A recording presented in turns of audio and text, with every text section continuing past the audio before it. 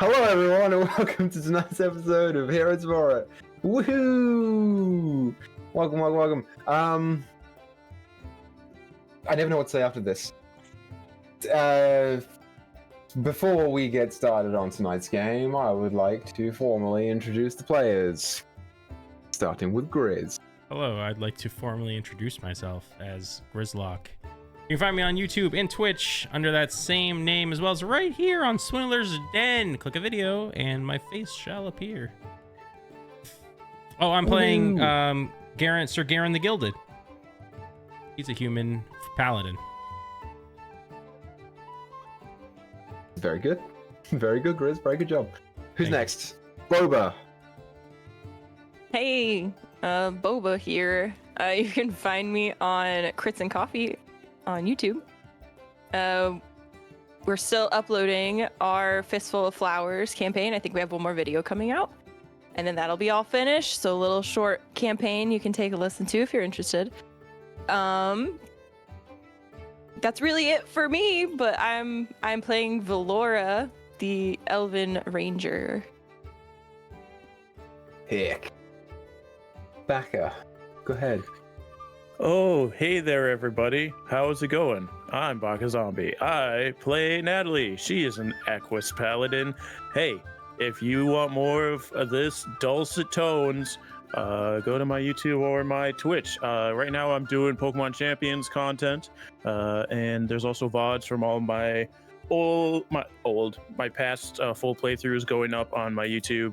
We got 4 different games going up right now, and 2 more in the chamber, so there it is, folks. Nice. Sick. Mr. Faye. All right. How's it going? My name is David Faye. I'll be playing Pocket, the silver-tongued and debonair bard. You can find me here, and you can check out another little thing that I do is I run a company that makes 3D printable miniatures for D&D and for figure painters.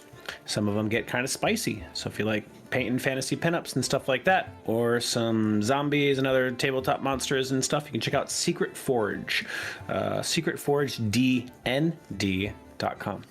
I also have some t-shirts and merch and stuff like that, so yeah. Cool. Great. Awesome. Good stuff. Announcements. We don't have any, right? We're not. Negative. We're not. I had a train of thought then, and it was about.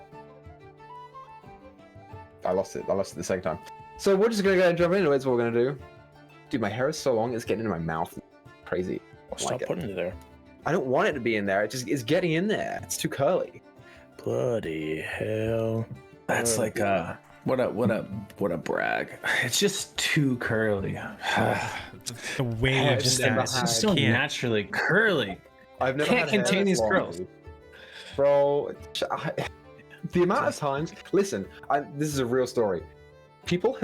I've asked people what they think my age is, and they have said over 40 more than 3 times. Really? Seriously, yes, because I have so much gray in my hair. That's stress. funny, dude. Because you're British. Your face Let me see your face looks 19 though, so it's like Thanks, I would man. have never have guessed 40. I'd card you for sure. I need to see some ID if you're buying liquor. Pocket gets inspiration for the whole game.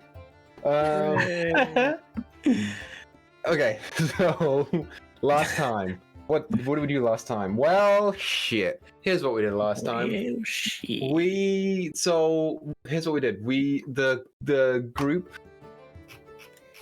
in 2 separate groups came to Yorne. City of Gold, beautiful city, wealthy city. And then you came for the games, and the games are happening right now. And when you came in for the games, you decided that you were going to enter the games. 2 different reasons.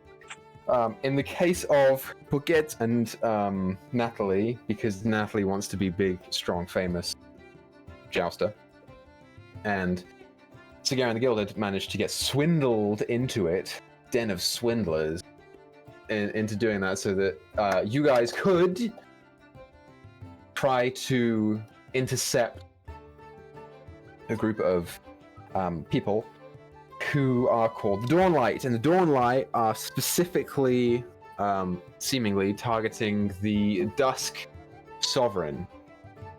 His name is Zavine. She's super cool, and Mac has got a crush on her. She and Sagaran go way back, so they are working together to try and prevent the whatever the words that they're saying about her and stuff they're doing. And then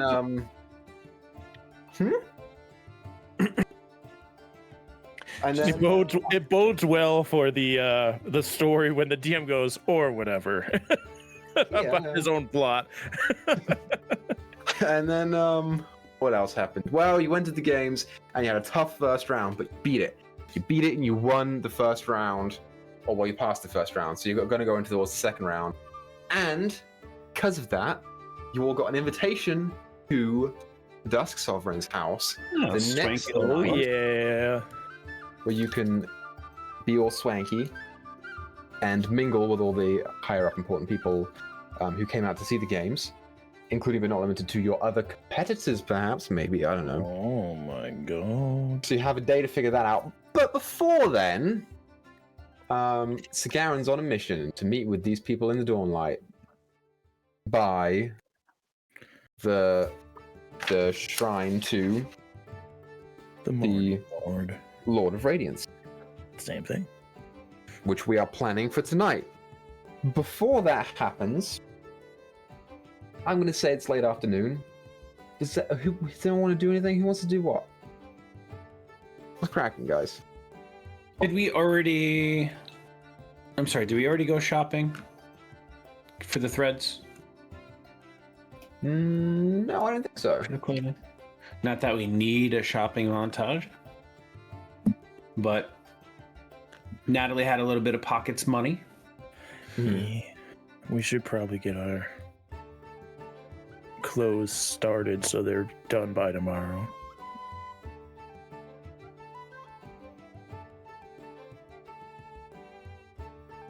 Walk. Go find Taylor. Okay, yeah. So you're gonna try and find a tailor shop, basically. Yes. Right. Yes, of course. Yes, of course. Of course. Of course. I will say, Of course. asking around. Go ahead, roll. Perception, survival, insight. However you think you're gonna get around city. I will give Pocket the help action for whatever check he's trying to do here. Because he seems more versed in city living. 19 plus help. 19. And what Which was the help is you roll advantage. Yeah, advantage. And then 19 and a 7. what was the skill that you were rolling?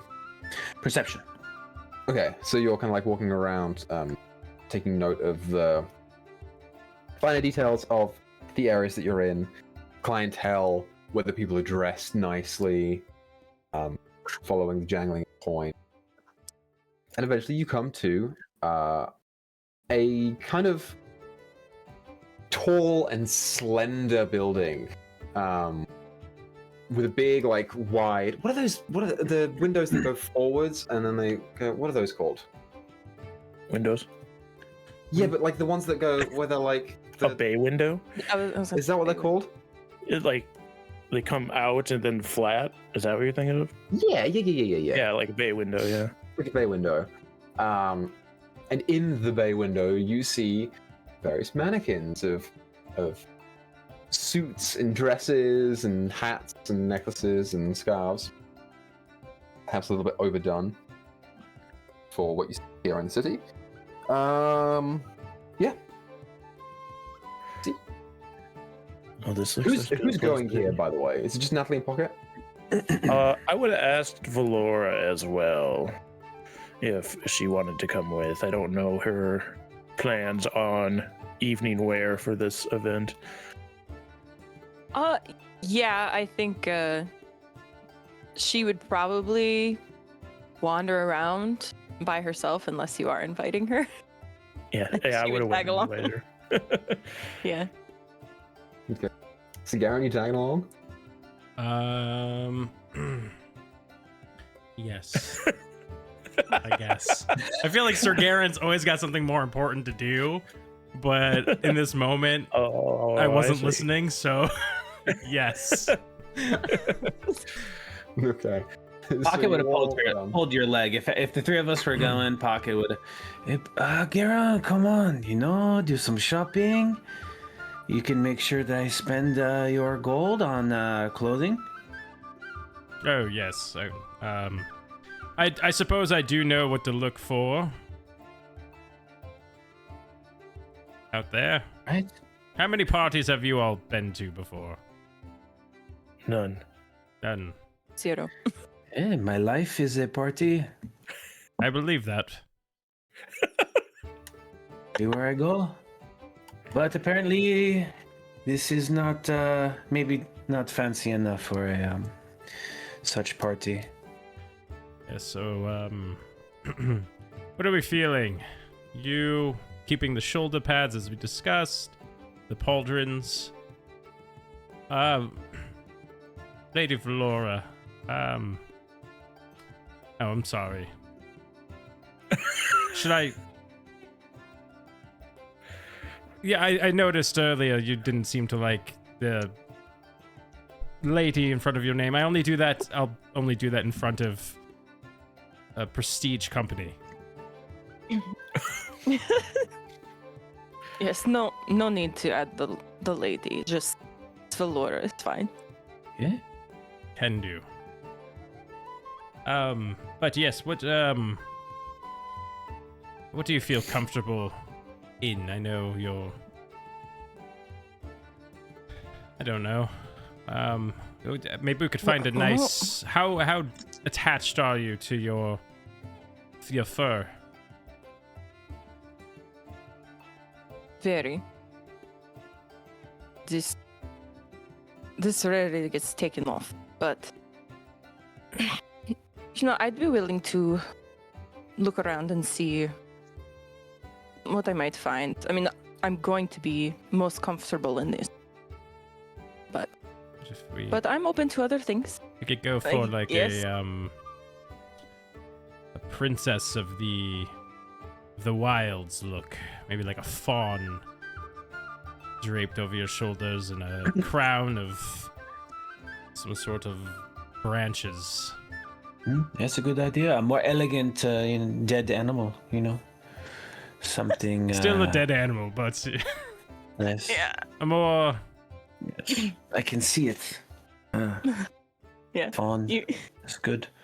you see like a little smirk come on her face, like, and then it's just quickly gone. Like, maybe that would be too much, How fancy is this party though? It's one of the most prestigious parties in the kingdom, really. The pack has like the letter. It's very fancy, and I think it's sprayed with some kind of cologne or something. The paper smells fantastic.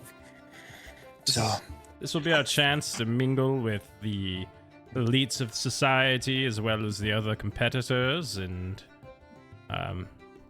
perhaps we can form some alliances or make some sort of show about it. Maybe form some sort of narrative. Find someone, pick a fight, get some drama going. okay, I shall shower then. Make sure. Yes, I guess I Shower. need to put Is that in this the time? schedule. Were you not going to shower? If I don't need to Babe. impress anyone, I don't really need to shower. I mean, You shower should. for? You should. No one here has said anything about my hygiene. It's been fine, right? Well, You I was got being some. polite. Okay. I usually travel alone, so.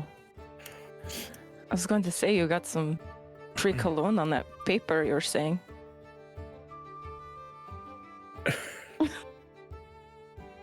Good idea. All right, don't do that okay. outside of the tailors. I'm- They'll see. I'm ready for the party. I'm gonna go inside. Okay. You walk up to the front of the door, and as you go to reach a hand out to find the doorknob, the door it opens in front of you. I will go inside. Said opening door. Yeah, you walk in and you see a very dimly lit interior. It's very like nicely furnished in here. Everything is extremely neat and tidy. Small like glass cases that stand on wooden legs that display like bits of needles and threads that are locked up and behind small glass pane. Mannequins that are well dressed, sort of like line the rows that lead up to the front counter that's about 20-25 feet away from where you are right now. The inside is very like deep dark black and red, and there are like actual burning candles that brood from holders on the connected to the walls. As you walk in, you see standing there behind the counter, very tall and slender figure, arms sort of in the front, so like hand over hand, wearing a very nice like black and red, it's almost like a blazer. Little coattails on the bottom of them, gold like strings across the front. You see a tall, slender woman, long blonde hair that's very, very flat and straight against the top of the head, and wearing these like small, very heavily red tinted circular spectacles that just rest against the bottom of the nose. As you enter, the figure just kind of like turns to look at you. No smile, no nothing. Just still standing kind of straight and stiff. Says, "Welcome. It is nice to see a new face around here." Hello. We've come looking to get some fine clothes tailored for a party tomorrow night. A gala, if you will. Yes, of course. I don't personally watch the games very much, but I am aware of the party that's going on tomorrow night. Yes. I'm Okay. assuming that is where you're going. Kind of like peers around the side and sees Sagarin there. And I would be right. Welcome, Sagarin. Hello. Yes, we're just here to do a little bit of shopping for the party. I should take something off the Right, shelf. of course. He takes something off the shelf. And, who's got a passive insight of above 14? Not me. Above 14 or at least 14? At least or above. I got that. You have a 14? Yeah. Nice. You see. Insight? Yeah. Yeah. She kind of like straightens. It's ever so slight, but she kind of like shifts when he picks something off, and it's like pick a candle and start smelling it, and just kind of like looking around. A little bit of discomfort at that. Well, So Garon I is put it- going to. I put the candle Garen back is in the going- wrong spot. I'll just start jaw touching like ever so everything on faintly the shelves. clenches. Sir Garin said he's going to buy me the finest threads you have. He's such a nice man. So, what do you suggest? I'm thinking something blue, with some court coat look very nice. Some red, maybe dark velvet. I want to exude my charismatic and noble essence, spare no expense. Just make me look fantastic for this party. As soon as you start talking about the things that you were thinking about, you see like a scratch pad and a quill suddenly rise up from behind the counter and start writing itself in the air without any attached to it. As it does so, she kind of like effortlessly glides around the side of the counter and up to you, and in half a second, she's kind of like slinking around, giving you a once up and down, trying to like get a feel for what your personality is and clothes that you like to appear in. As she kind of like looks Pocket up and down, he's like Pocket like peacocking himself up. Yeah, you do that, and she snaps her fingers, and 3 tape measures, like the little like, I'm used to like the ones that go, but the like little like, string ones just glide through the air and start wrapping themselves around you at the midsection, at the chest, around the arms, the neck, the waist, just doing different things at different times, and you see the scratch pad just every like 2 seconds started a new line. She goes, "Yes, I see. I think we could work with this. Maybe something with longer coattails, a dark navy, sort of wider shoulder pads with hanging string from them. How do you feel about hats?"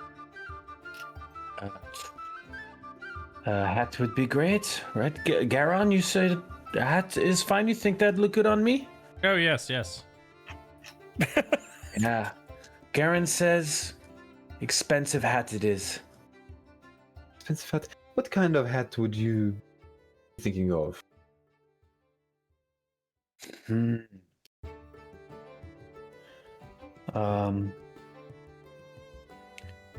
His Pocket's kind of like looking around. What might Pocket see? You see all sorts. You see like a bowler hat from like the Clockwork Orange style hats. You see top hats, admiral hats, helmets. All sorts. Anything with a feather in it? Yeah, I'm gonna say Ivan's hat is there. Ivan's hat is not there.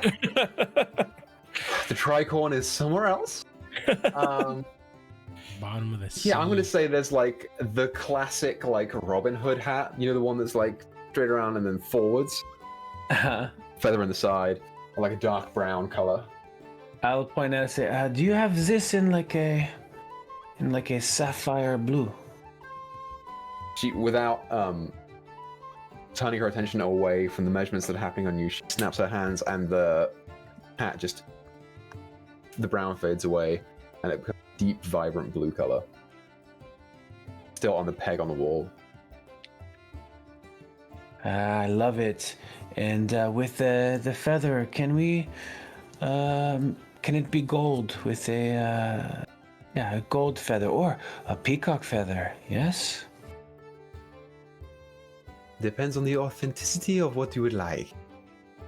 Are we looking for a real peacock feather or just to imitate? Whichever is faster to acquire.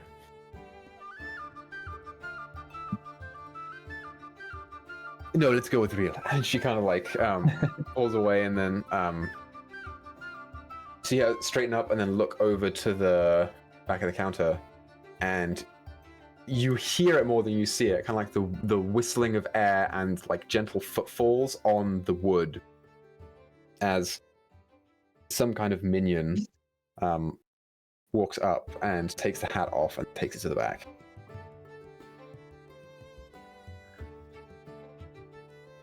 All right. I'm all set. Who's next? I can go next.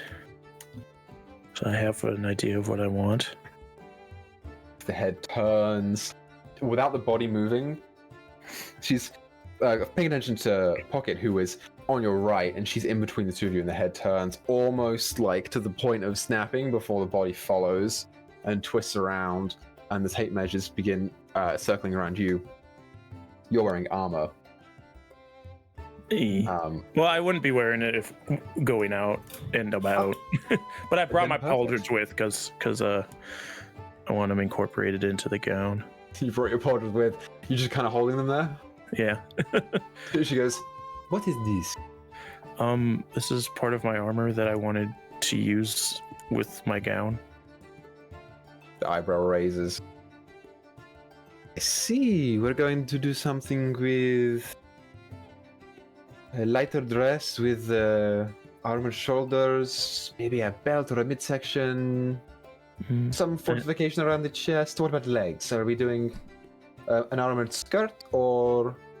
I know, just like a nice gown, like a layered gown. See, yeah. So you only want to keep the pauldrons for what you're trying to do? Yeah, like I was thinking, like the straps of the gown could hang in the pauldron, and then come down from it. Yes, exciting idea. This will take a little bit longer for you. I'll have to modify the pauldrons themselves, but I think this, yeah. Colors, what are we thinking? Mostly blue to match the streaks in my hair, and then trim with gold to match the other streak. Yes, this can be done. Kind of like it's still walking around. Shoes? What are we doing for shoes? Do you want something combat Wedges ready with or straps? I'm thinking. It figures. And she does a full workup of you. Who's next? Hey.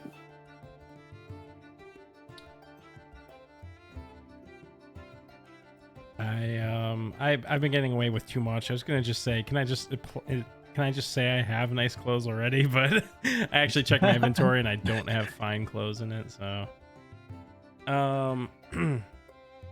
yes, I'm looking for something purple, gold trim, keeping very on brand. A nice big gold chain to connect the cape with that big fur silhouette like I have here on my current attire. Just, you know, notes of that soft white, that off-white mixed with the royal purples and golds. Yeah, you see she's kind of like, as she's swirling around Natalie, she goes to inspect the shoulders, and these two, like, thinner, paler hands come out and just begin, like, gently trying to poke around the sides of the shoulders to get a mental measurement. See, like, kind of pointed fingernails, not like sharp, but definitely like they've had a pretty good manicure with like a deep blood red color on the polish. As you say this, she kind of like turns and begins doing the same thing to you, but there's a moment where she thinks about going to like figure out how to get under the armor to figure out your measurements, and then keeps the hands to herself. Oh, I'll Tape measures go around. I'll just ripcord my armor off. You ripcord your armor off, and it on the ground. The tape measures go around, but she's keeping a healthy couple feet distance from you. Oh, interesting. Yeah, do I offend? No, not at all. I was thinking. Our closest pocket standing to me. The breeze might be coming in. Give him the paper. Closest pocket standing to Garen. Close enough. Is there anything I can kind of glean from this woman as to why she's avoiding me in particular? Roll insight check. Oh, not great. That's a 6. Hard to tell. Interesting. Okay. She taking a look around. I was thinking your reputation, the great wolfhound of Yorne. We could do something with a wolf's head on as a hood. No, let's And leave that keep the motif cape to on. my friend. That's I'm thinking just something classic, almost like military service, except royal, more elegant. You know, maybe a nice duty belt. It's a bit fancier. Something I can still maybe bring a sword on. Very confusing, the wolf thing, but a military-ish, safe, although not very, interesting deal. We could very easily think of something like that to make.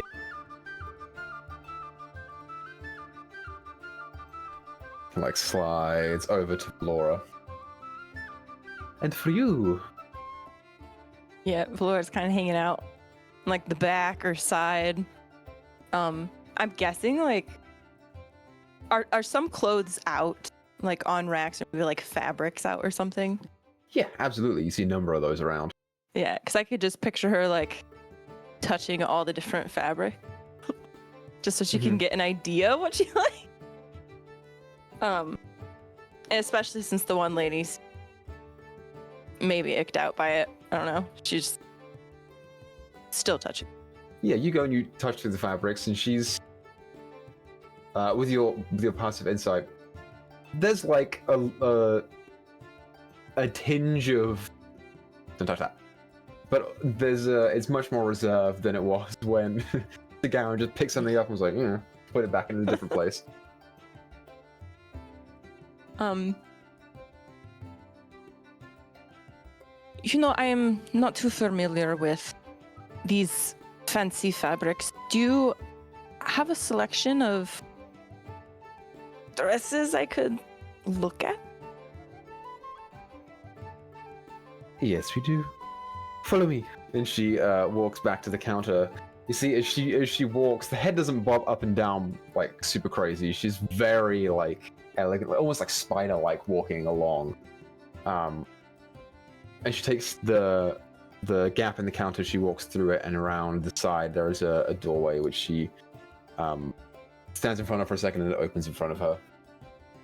She walks back. You see. Behind there is a sort of like a small corridor, a door to the left and a door to the right. The door to the right opens up, and there's like a little changing room in there. He says, I will bring a few options for you. Okay, thank you. Back out. Oh. She walks back out to see the three of you and just kind of shifts to the side, walking up to the mannequins and touching them one at a time, and the dresses just kind of like fall off. Picks them up one by one.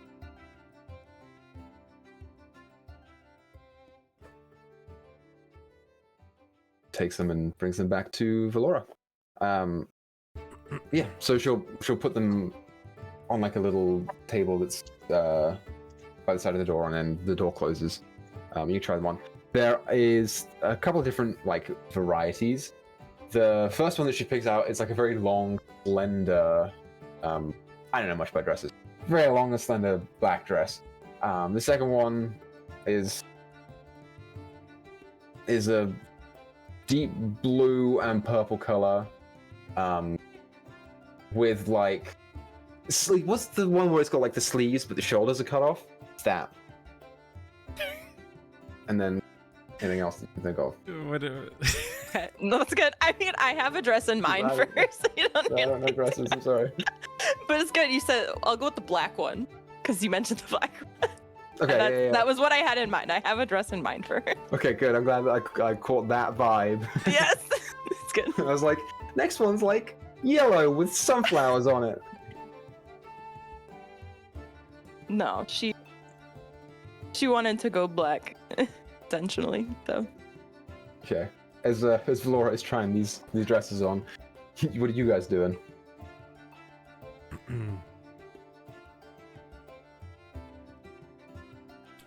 I'm writing a little note. Okay. Pocket's trying on different hats. Just kind of picking stuff off racks, trying hats on, putting them back. You put it back where it goes? Yeah. Okay. Yeah. Yeah, you kind of you start putting them on, and midway through, you turn around, see the counter, and she's just like standing there in exactly the same position that she was when you guys entered into the store, but her eyes are like almost directly affixed to you. Is there a chair? Puts the hat back. Oh, sorry. Yeah, just watching. Doesn't react. I'm gonna plop myself in like a chair, kind of lean back while writing this message. Mm-hmm. Yeah, you block yourself in a very gaudy, like, deep verdant green chair with a little one of those things where it looks like the feather with the little things coming off the side. That print is all over it. Little wooden arms. What are you? Did you scoop up your armor? Not yet. I feel like It's the just sitting in a clutter. pile on the I feel like floor? the clutter is annoying her, so I'm gonna leave it there. Just being passively aggressive to her. She rubbed me the wrong way. And she, in fact, didn't rub you at all. That's right. And Natalie's just perusing, not making a big deal of anything. Yeah, Valora, you trying your dresses. There's a little mirror, not opposite the door, but if you go in, it's to the left. Yeah, trying dresses. You come out wearing your clothes or your dress, whatever you want to do. Oh, Yeah. She picked the black dress. I don't know if you want me to describe it more of what I had in mind. Yeah, go ahead. Okay. I'm also not very knowledgeable about dresses. But maybe some of these words will make sense. I don't know. So I kind of pictured a floor-length A-line dress. So I still got you. A-line dress. Hold on, let me Google. Not quite ball gown. Not quite ball gown. It's not puffy. It's not as puffy as ball gown. It's Okay. Yeah. not the puff. Just Oh, cool. Okay, yeah. A-line. Yeah. So yeah, she wanted to do black dress, but still keeping it somewhat modest. Guess you're gonna know. It's like a sweetheart neckline. Nope, nothing plunging or anything like that, guys. She's still covering up. And then she has like lacy sleeve, still covered. But then there is a slit in the side of the skirt, not so noticeable. Like maybe you would just notice it when she's walking or something. But very intentional so that she can potentially, like hide a dagger or something under there. Mhm. Quick access. So Nice. this dress, perfect for what she wants. Awesome. But yeah, she's taking that off now. Put on her normal clothes and then she'll come out. Yeah. Actually, she did want to ask, do you guys happen to sell masks or face wear? Yes. It's not very commonly asked for, but we have a small selection, and if you would like us to make something, we can always do that. Okay, I will take a look at what you have, but I might ask you guys to make something for me if you can. Of course. She snaps her fingers again, and one of the cases from under the counter just kind of like hovers out and lifts back onto the counter itself. It's no more than like 4 feet, 3 feet, 4 feet wide, and has probably 6 masks. One of them has like a handle on the side of it.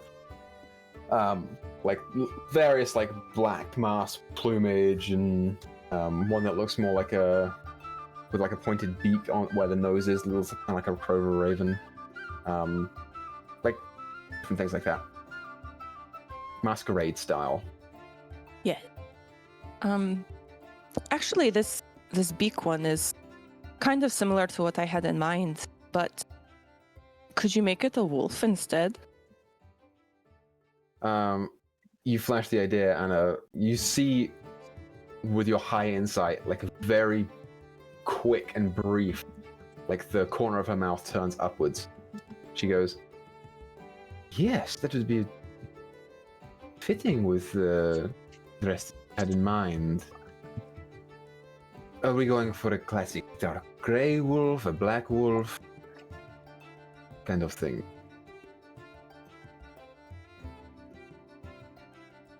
What if we do a white?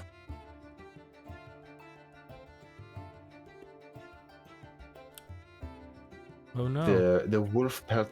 Oh no! I lost Wow. internet for a second there, but it came back. I thought it was me. I thought it was me. Oh, maybe it was just Discord had a stutter in general. I don't know. Sorry, I'm Okay, back. we're good. We're good. We're good. Okay. White wolf. Yeah, white wolf. He says, I couldn't help but notice the wolf pelt you carry around with you. We could incorporate that into the design as well. I don't want to tear it apart as much, but we could perhaps attach kind of string or make the arms of the wolf cover around the front. I think it would go well with the accent we're trying to put in. Oh, so you are saying that I could keep my wolf pelt? Yes, I don't see why not. My It's a little actual- confusing between the nickname and you're a different person, but yes, we could do that. Oh, if we could, that would be perfect. But I do not expect that if it's not possible.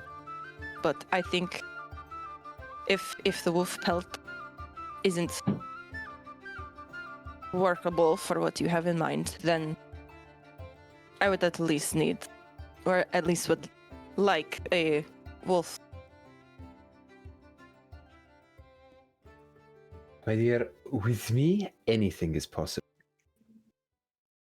I'm happy to take the pelt and incorporate it in some way with minimal damage to it. Unless you have a spare or some other kind of... but I can make this one work, no problem. Do not. Would you have to take it for a long time? For a day.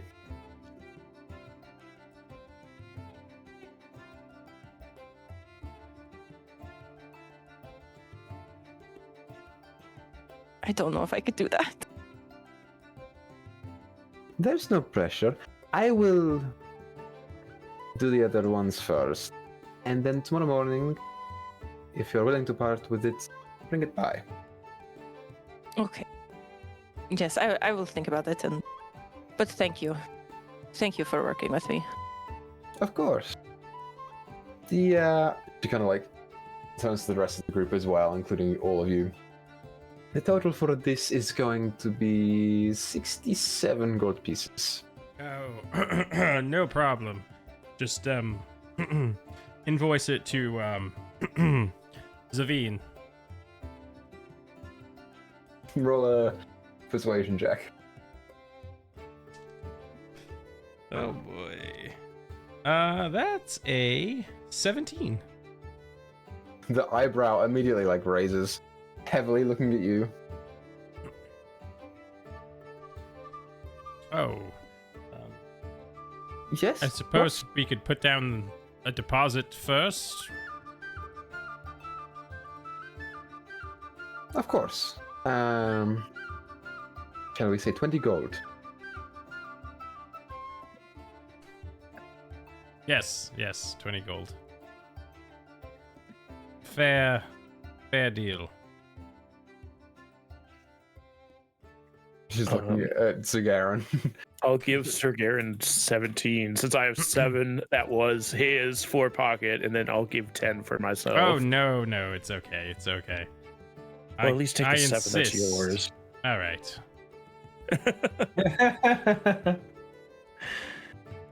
Okay.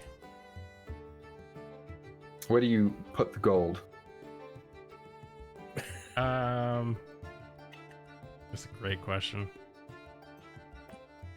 I attempt to hand it to her, yeah. Yeah, you attempt to hand it to her, and the hands stay firmly at the front. As you're kind of like waiting there, you see the wrist turn, and a mage hand appears in front, and goes to take the gold instead. All right. Yes, send the invoice over to Lady Savines, and the rest will be paid for. Much appreciated. I will have these ready by about noon tomorrow. Wonderful. Look forward to it. I'm gonna start Don't forget your picking my armor. armor up. Very awkwardly bending over and picking my armor back up. I'll just put it in my Yes, you do bag so. for now. You notice at the corner of your eye the mage hand kind of like drift over your right shoulder, picks up the like candle that you you had touched and puts it back in its regular place. Kind of the hand comes back and then goes, twists it so that it's facing forwards, and then it goes back to her. Can you pick up your armor? Do you leave? As you guys leave, the door closes behind you. Shuts quietly. I have to apologize to you all. Normally, the folk in this town aren't so rude. It's... I think she was like negging you, you know? I think she was into you. Oh, You should ask her on a date. I am a spoken for man, Sir Pocket. Oh. Oh? Okay. No, Pocket, I take, you know, companionship where I travel. But you know, some people like to find a sweetheart, and that's nice. That's nice for you. Yes, thank you. It's yeah, yes. I appreciate the kind words. Maybe you'll meet her someday, but probably not. She's busy. She goes to another school. You don't know her. She goes to another school. You guys watch as climbing up the back of Sagarin, there is a little dude. A little dude A little guy, little man, little boy. who is jet black with wild, wavy, frizzy hair, with an oval white mask with various like circles and lines around. Kind of stands on Sagarin's shoulder and goes, and like resumes the pose that the person inside the shop was doing. Oh, Sir Kieran, you have a friend on your... yes. This is what did we name him? Charade. This is Charade. He's accompanying us. I like Since bent since over when? slightly, so I am like eye level with him. Hello, Charade. Point my finger close to him. It's like offering a handshake, but just my finger. Yeah, the You know, charade just kind of like Charade. tilts its head towards you and then holds out a finger in exactly the same way that you are. Instead of shaking hands, you guys just touch fingers. You don't even feel it. The guy's like this big. Touch fingers at the tip. Just touching tips. Touching tips. Okay, and then Just moving on. no, yes, Pocket Charade, Natalie Charade. He we found him on our last mission, Valora and I. Oh? He's been here the whole time? Yes, he sort of just either hangs out in my armor or with Valora. Just kind of hides. I see him like lean over to you with a finger pointed out. It almost looks menacing. This little guy just like this. So where was he when we were fighting the elementals? I don't... You know, you should try to ask him.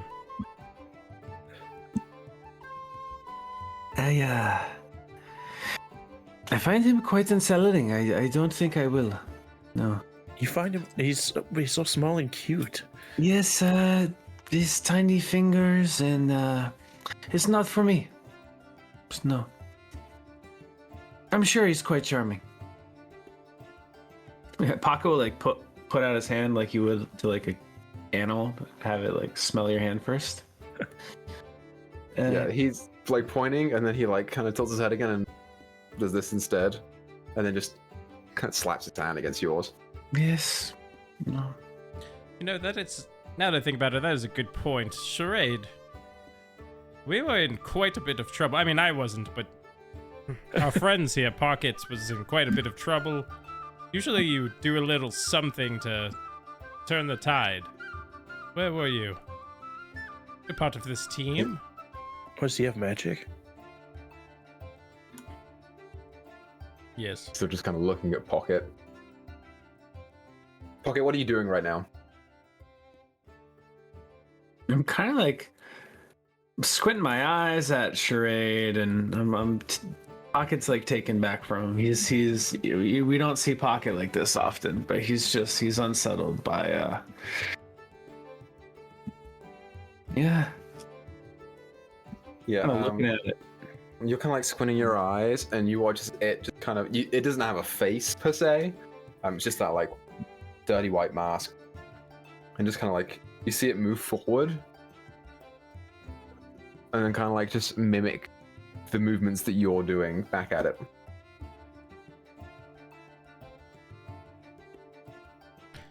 I think he likes you. You think so? Yes, he doesn't just copy everybody, you know. Okay. I whispered to Natalie, he does do that. Would you like some croissant, little guy? You hungry?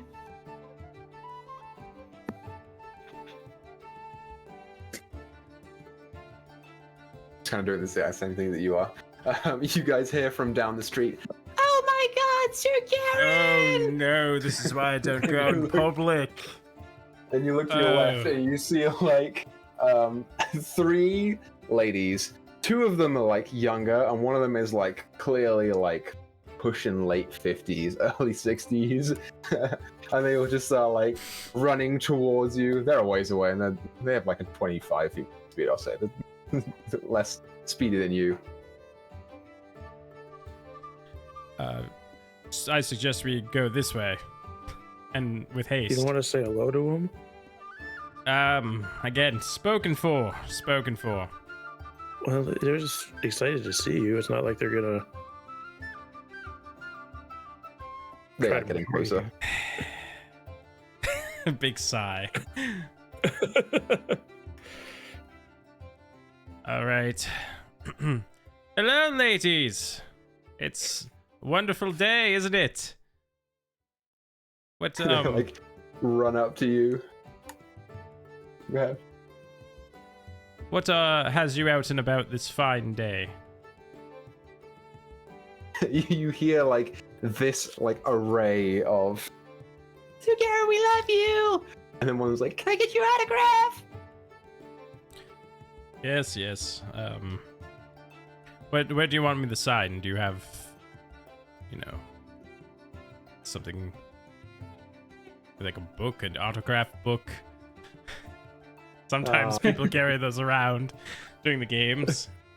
Yes. Collect all the knights' autographs. You're right. That's what they have. They have a little leaflet. They sell little them. booklet. They sell them at the front. They do. The like older lady turns around and hands it to you for you to sign. I do a little winky face. You sign it. She turns around. Super Disney signature. Yeah. She pulls it around, looks at it, goes, and faints. Just right there on the floor. Yeah. Oh. Well, if you're worried about you being taken, adding the winky face might be a bit much. Yeah. Let her dream.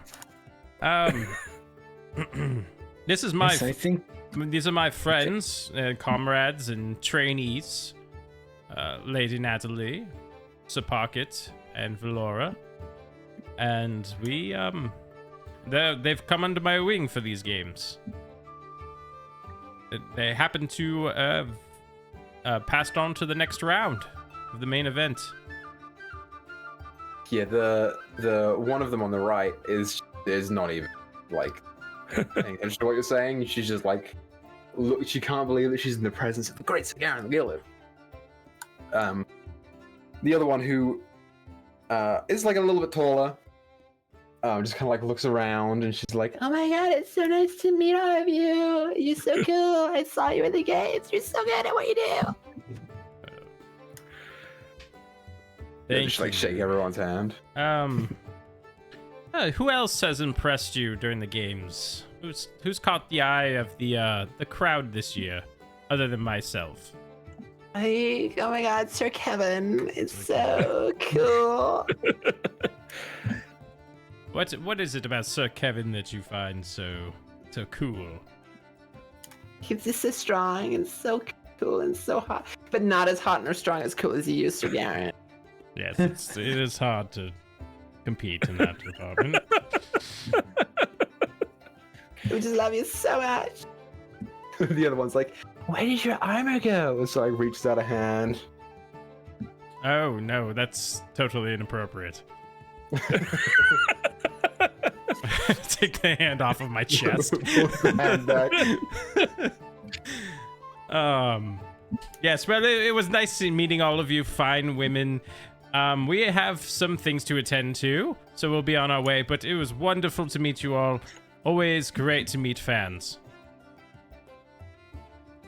The one who just touched you like, I touched Sir Garen. Oh my god. and turns and like runs with a hand in the air. Yeah, nice little fan club you got there, pal. Yes, sorry, all of you. It happens. The rest of you turn and look at him, and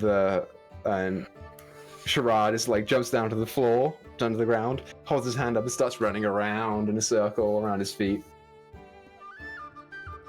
I kick Does him. one of these things. You kick him? No, not really. Okay. Sorry. No, it's good to talk to your fans. They're supporting you, so Yes. It is good to meet them, and it's it is wonderful to know that there are many folks cheering us on in my endeavors. Just sometimes, it can be a bit overwhelming. I could see that. Well, we don't have anything planned until tonight, so I'm gonna go have dinner. I'll make sure that we meet back up tonight for the thing. Yes? Yes. Okay. Yes. At the Shrine of the Lord of Radiance. That's over that way. It's hard to miss. Yes. So, what did become a hand sign? If I sneeze, what was it? You say, getting so hot in here. We're going to most likely be outside. I feel like that's not going to come up naturally in conversation. It's I think it nose wipe, and I'm beginning to feel quite hot, but yeah, I can if I stay close by, and you let me a little mind reading. You can speak directly to me, I'll just give it a little hand sign. That should be fine. Okay, but if you feel someone poking around in your mind, let them in. It is me. The mind is a very private place, Pocket. It's... Well, you don't have to. You're going to be having just a regular conversation about some shady shit. I'm not creeping in on your intimate time with you and your Charade or whatever his name is.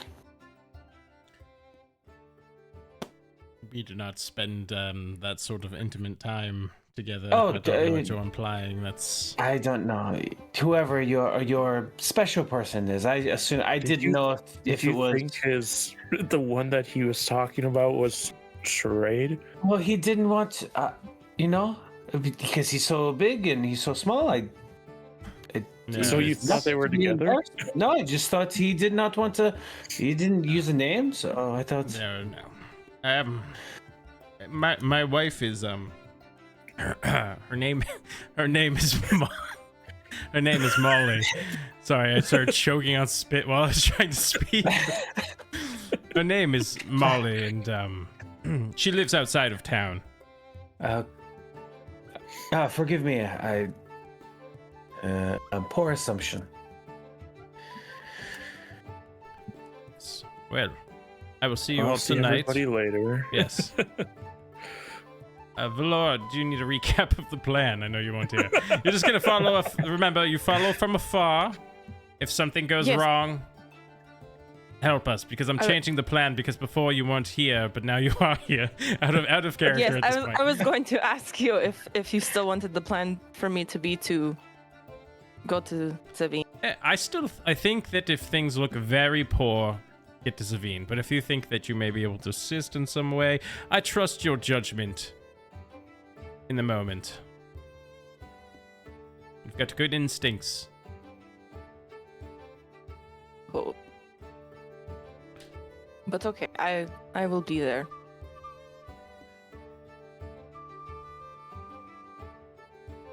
Take care.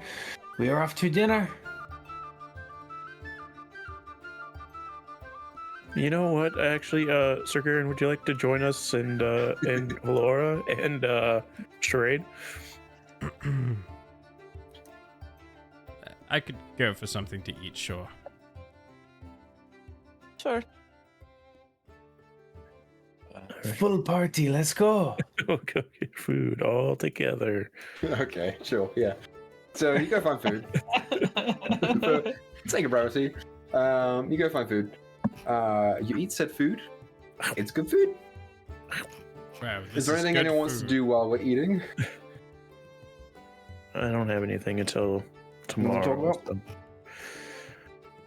Sweet. So, Sweet dude.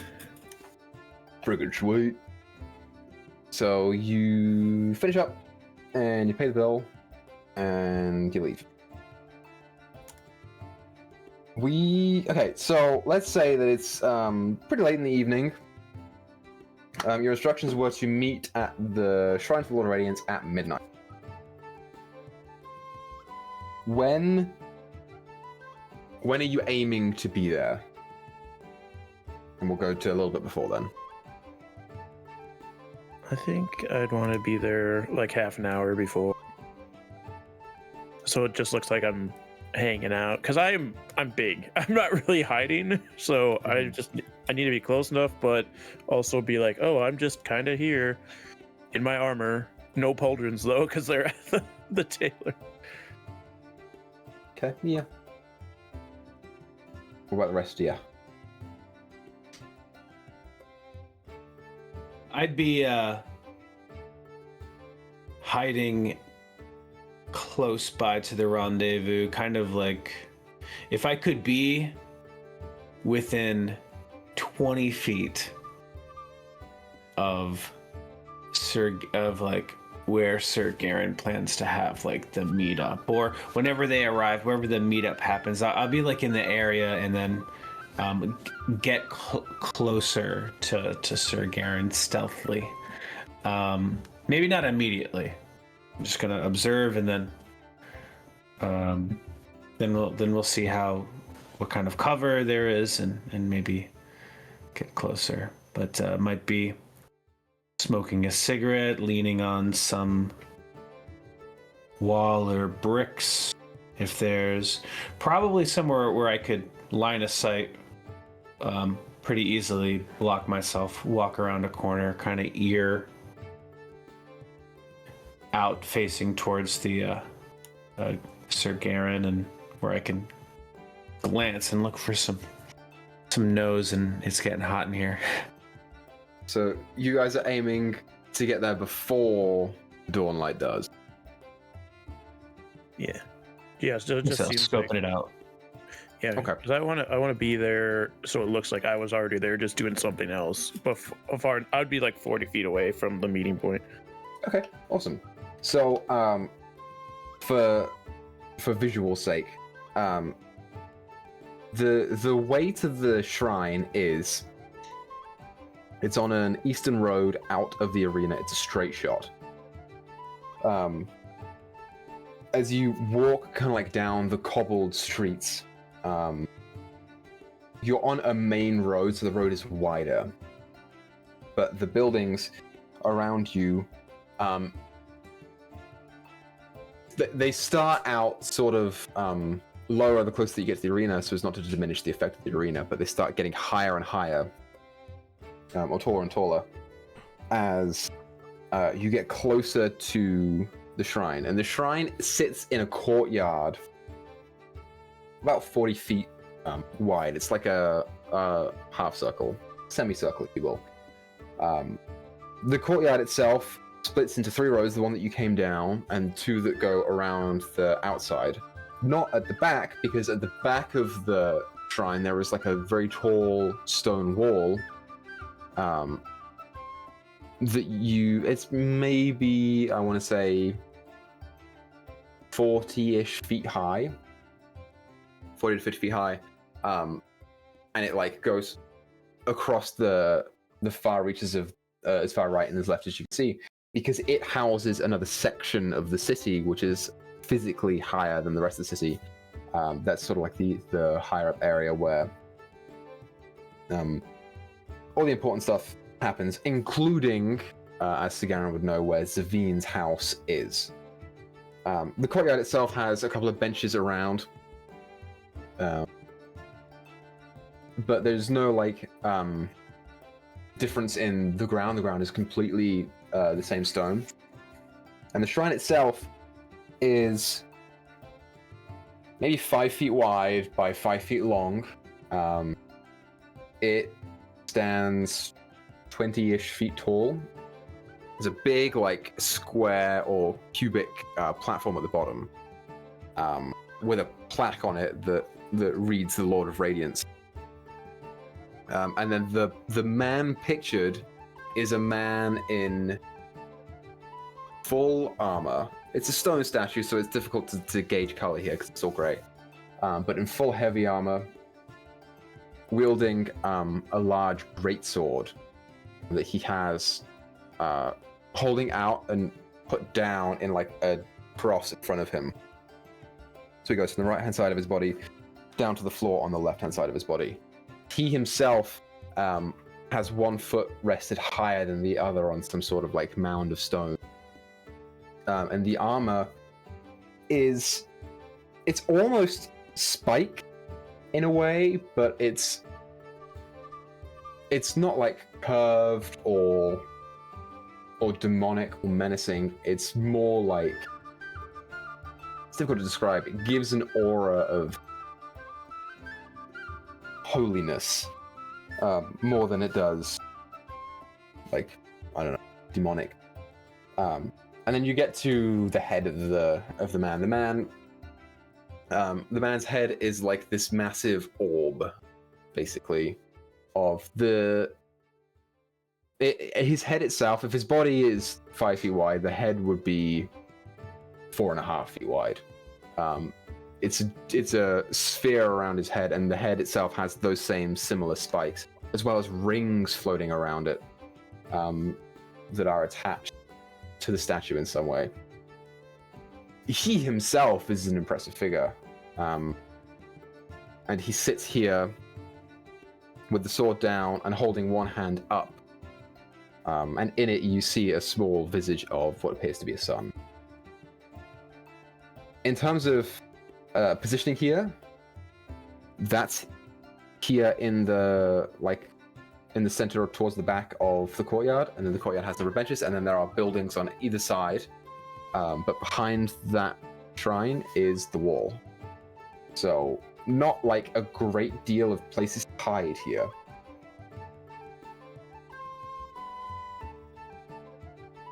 How far away is the closest rooftop from? Closest rooftop on your level, I would say. I think it's about 20 feet, I'd say. Okay. Height as well? Yeah, I'll say the 20 feet included, so 20 feet from the corner of the roof to where the statue is. Okay. Since it's like midnight, I don't think I'd want to be like just hanging around. So I'm gonna position myself on, I think, on top of one of the buildings. Could be good to get a clear sight of things, and maybe keep an eye out for other people on top of buildings. Things like this. Yeah, absolutely. How are you getting up the side of the building? I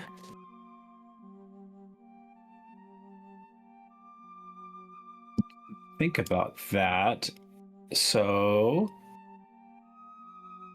can I investigate a way up the building if anything seems accessible or practical?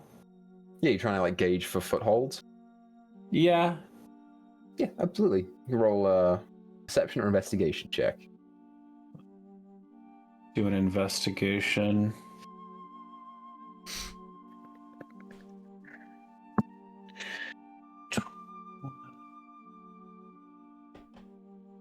$14. 14. Yeah, you see a way up the side of the building, you think. It's not going to be super easy. You have to roll pretty high on an athletics check to get up there. But it's doable. I will try that. Okay, go ahead and roll your athletics. You're going to need a 15 or above. I get a +0. Let's go. Before Pocket climbs, he's gonna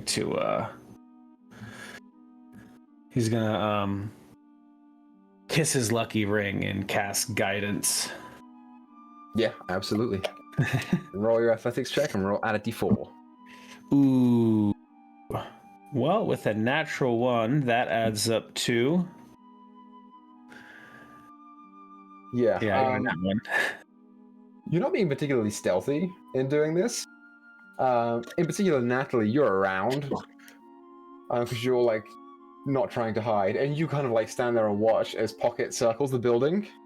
Kind of lose sight of him for a second, and then he appears back around the other side about 30 seconds later. Stops against one of the walls, backs up. Yeah, this'll do. And you watch as he puts one hand up, second hand up, foot goes up, the other foot goes up, and he holds it there about 2 feet off the ground for about 4 seconds before losing his grip and falling ass first on the ground. I'll go over to him. Do you really need to be up there, or? Pocket's still just, he's laying on his back on the ground. He's just kind of like accepts it, just looking up. Like, it just seemed like a good idea. Shouldn't be that hard to climb a wall like this. So what happens when Sir Garen would need you? You jumping off the roof? Yeah. Can throw rocks from up there, maybe?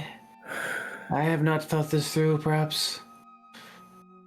Well, either you can think about a new spot, or I can boost you if you really want to be up there. No, I think the ground is for me. All right. Well, I'm going to be over on that bench pretending I'm reading or something. I'm going to be here and think about my choices. All right. You might want to do that more often. This is new for me. I could tell. Go back over to my... find a bench that's close to, a torch light post. And apprehensively sit near it and pretend to read. Do you have a book? Yeah, I just took a book from the room. Like a Bible. Okay. Sure. I'm not actually or- reading. I'm just looking at the page and turning it. Yeah, like uncannily, like once every 4 seconds, you're just turning one page. Yep. Laura, what are you doing? Well, I wanted to say further back, but I Mhm. didn't know if there would be like, because this is like in town. Yeah, it's a little ways off from like the busiest parts of town. You might get a person or two come through every once in a while. Late at night. I didn't know if there would be any trees to hang out, or if there was a little wooded Mhm. area. I I would didn't know what's say- surrounding further areas were Yeah, looking. I Like will say maybe like 6. on the road heading up to the shrine, there might be like trees in the middle of the road. As more of a decoration than anything. This is one that leads to the arena, so it's pretty. I'd say it's pretty well taken care of. I will say the closest tree that you find to the shrine itself is maybe 70 feet away. And it sits in like a little grass bed, basically, like a 5 feet wide, 20 feet long bed of dirt that's the road's built around. What That's about where the like closest road is. what about like on the side of the road, tall bushes or that? Sure, I'm gonna say, yeah, we'll say that there are a couple of like topiary bushes, basically, behind the benches where one of them was an athlete sitting, one of them was on the other side. Okay. Yeah, it's fair. I'm gonna have her crouch around those then. Mhm. And she's gonna have her wolf pelt really over her head. Okay, great. Yeah. Roll a stealth check for me.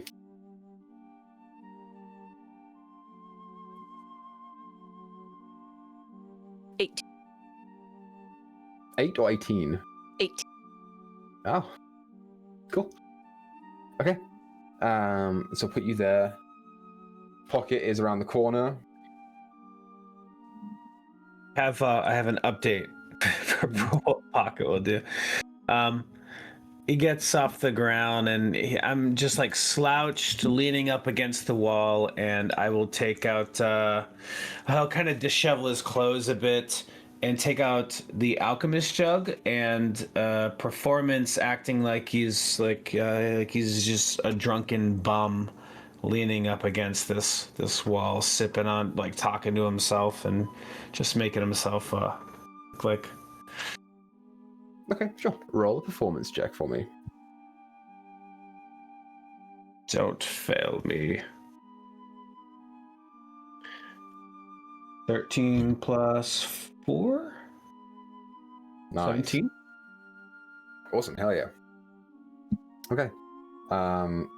Athletes by the bench. Sigaran, what are you doing? Sorry, I'm at the base of the shrine, and I kind of pull from under my armor, which I have redonned on by now. Redonned. My holy pendant of Pelor. And I just start praying. May your light ever shine upon me and light my path, O Pelor. Stuff like that. Yep. While I wait. Yeah, roll a charisma check. Ooh, why? 10. That's 10? Charisma's my stat. Why I roll so bad? Yeah, you sit there and you pray. Okay, so as you guys are doing this, you get there a little early and you scope out and set up shop.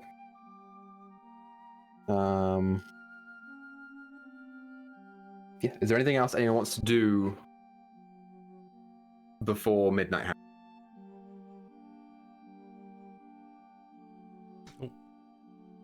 Sweet. So, you guys maintain your position where you are. People walk by. Occasionally, they walk through the plaza from one road to another. As they do, some people might look at you as they go by. Some people might look at the shrine. Nothing is striking your attention as anything odd or misleading.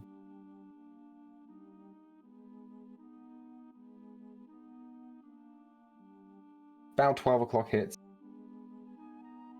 Nothing else.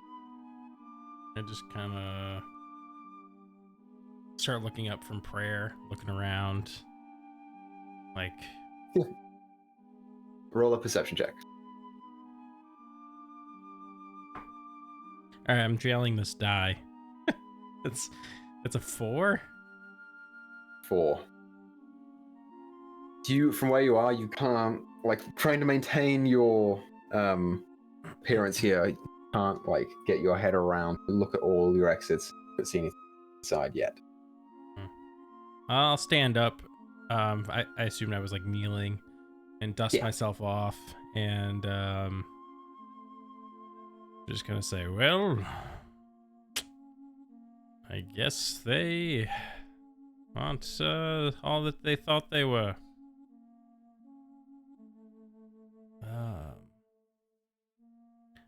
I just kind of say that kind of loudly and wait and see if anybody comes lurking out. I guess I will leave now. You roll a performance check. Oh, a nat 1. What is happening tonight? I was rolling so well the first 4 games. That's why it's finally landing the other way. That's a 5.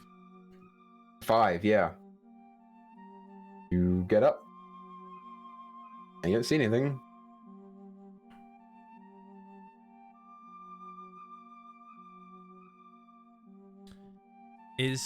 The bank's not in this area, right?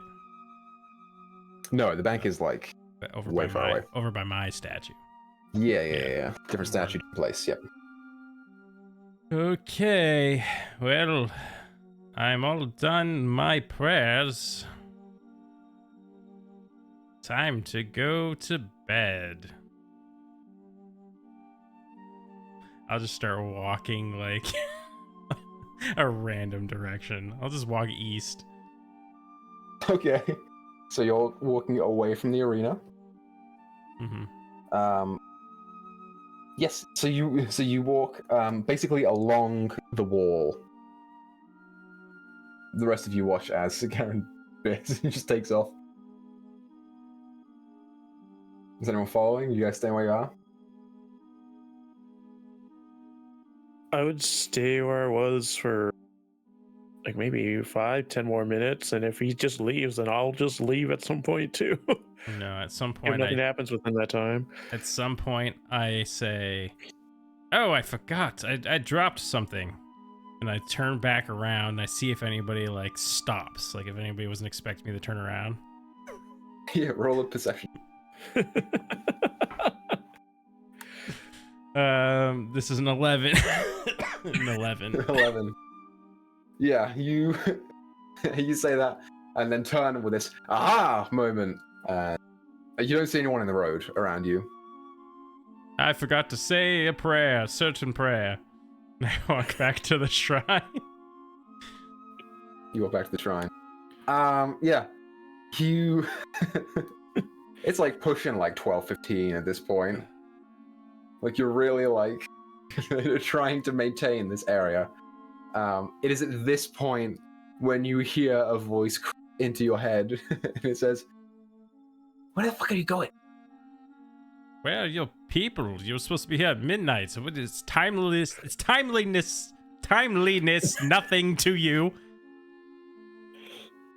A second before the response comes back.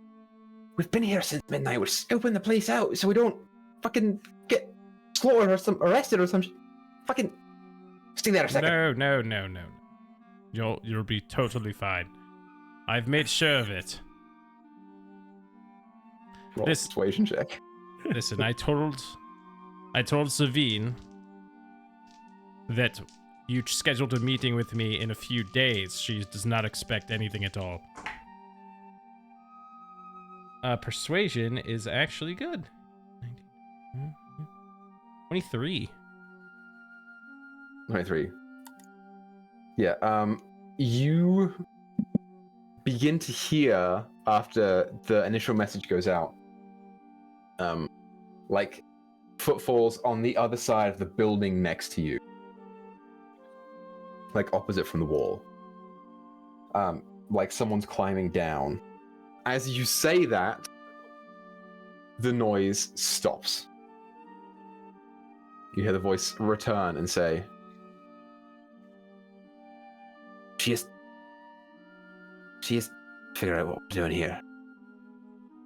Say that one more time. Your spell's still kicking in. There's like a couple of moments of utter silence as whoever is talking. You recognize the voice to be the halfling lady who was intercepted you in the game. Some kind of processing.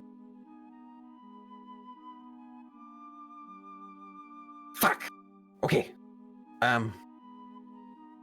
Go around the corner and take the first alleyway on your left. Why? Because you just told me Dusk Sovereign is aware that we want to meet with you. Oh, she was well aware long ago. But I don't think you understand who I am. I am Sir Garen the Gilded. My word here has much weight, especially with the Dusk Sovereign. So, you have nothing to fear. I will go to your little corner if it makes you feel safer. But just know, nothing is done in this town without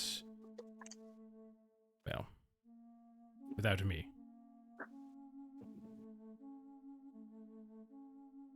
You turn the corner around, and you see for you an alleyway that is very, very dark. It starts off like going straight forward and then kind of bends to the right, and it seems to go off into a different direction after that, and the light from inside the courtyard only seems to just break in. After that, it is dark. But the like entryway goes about 10 feet before it bends. All right, I'm here. What do you want?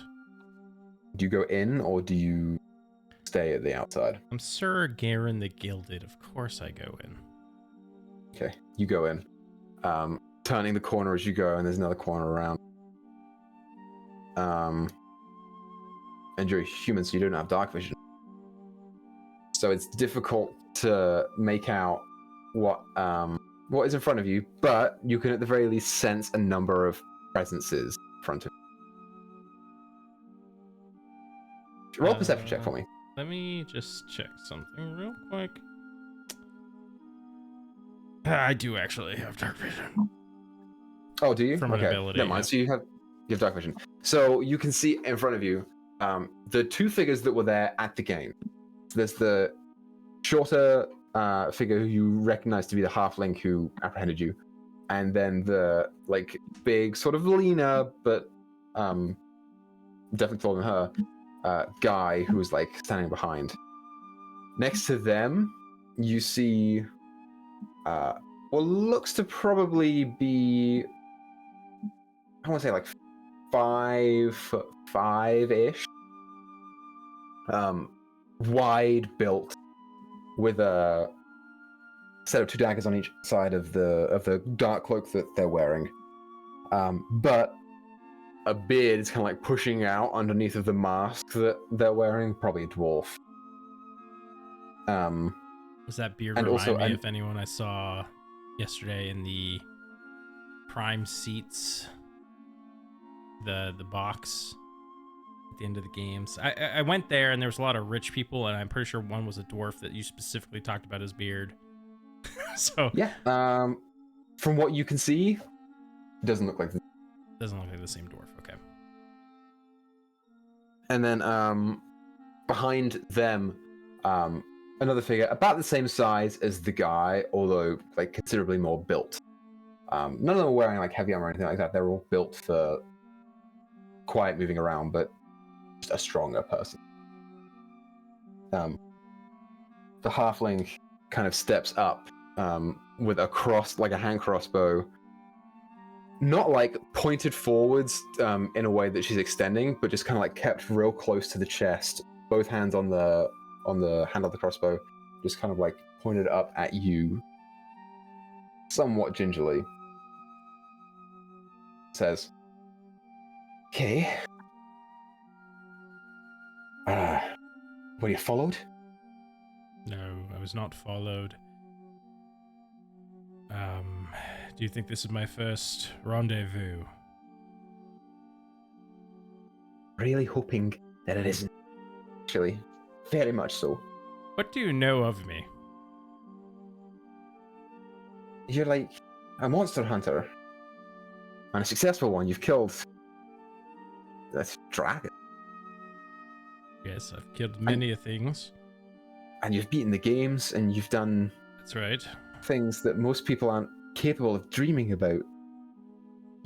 That's what I know of you. And you're supposed to be just. I am also a devoted follower of the Dawnfather. And I've heard that your organization is followers as well, which is why I've given you this opportunity to speak with me and to plead your case for what troubles you and what I might be able to aid you in. Yeah, you see, kind of like looks up to the other guy. They'll take a look. He kind of nods and runs around the side of you, out into the alleyway. You, from where you are, you can like just kind of make out what he's doing. He's going to take a look around and see who is around before they talk. Like pokes his head out. The rest of you all see this head just whoop, look around and then go back down through. He says, "There are a couple people out there. See, the one from the game's the horse girl that he was talking about, and also the other one that she was hanging around, but he looks like he's drunk. Probably not though, considering the situation." And you hear the halfling go, "He's probably not considering the situation, isn't he?" Your people are keeping a lookout. You think I would come alone? Did you come You mentioned alone? that you wouldn't. Fuck no, I didn't come alone. You said that you weren't going to come That's alone. I was right. just wondering if they were keeping a lookout for us or for someone Yes. else. Yes. They're looking out for someone else. One of my friends out there is able to do much like you did and go into your mind and speak words, so if he sees anything, he'll let me know.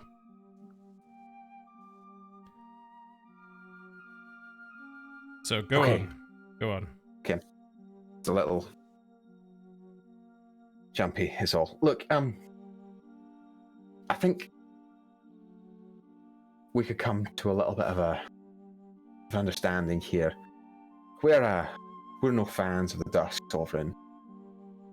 I think she's a liar. She uses her influence for terrible things. She's hurting the city. And you're someone who, for all the higher up life you experience, I'm sure, in your time as the victor of one of the Deliverance games, and you fucking joined the games last minute. I'm sure that you swindled your way into that too. it seems from the legends that have been told about you that you're a good person. Good must oppose evil.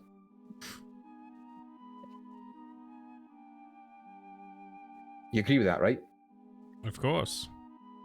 So if your friend was doing things to hurt people, you would stop her.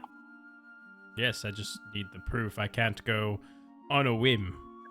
You understand? Yeah. Yeah, I understand. So we're working on a case, as it were, but well, I'll just tell you the truth. What do you know of the Jard? Jard. Can I roll history or whatever would be associated with that? Yeah, roll history. I completely missed my dice tray. I don't know if that counts, but I'll take it anyways. 13. Sound amazing. 13. Yeah, you are familiar with the term Jard because it has popped up in the last couple of days of you being here. Yeah. Jard refers to, I believe it was Pocket who overheard the people talking about it in the alleyway. Some kind of like drug that's been going around the streets recently. You aren't entirely sure, but you did see someone in the games when they were facing down Sir Kevin put something into their face and then seemed to get some kind of embellishment magic.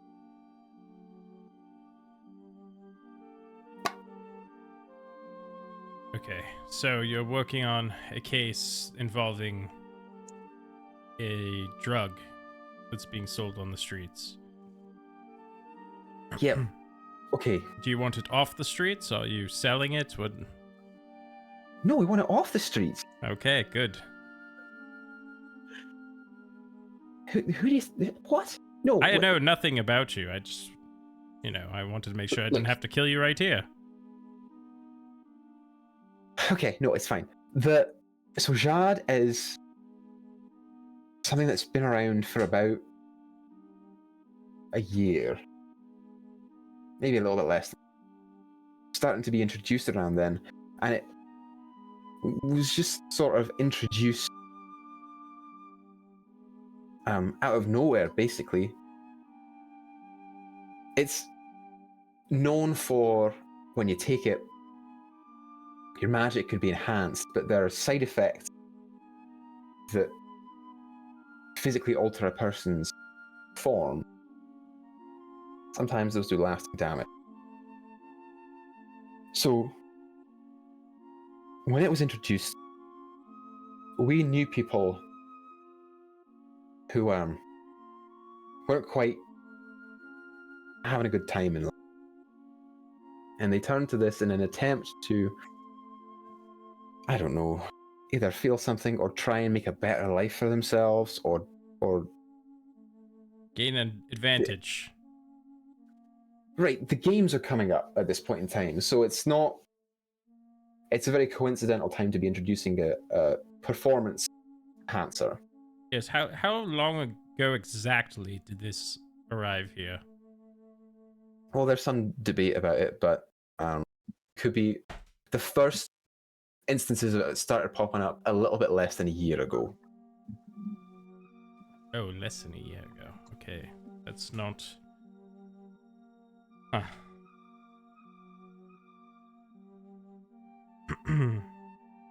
That was just the start of it. Mm-hmm. Go on. It started to gain more of a foothold here, and we knew somebody who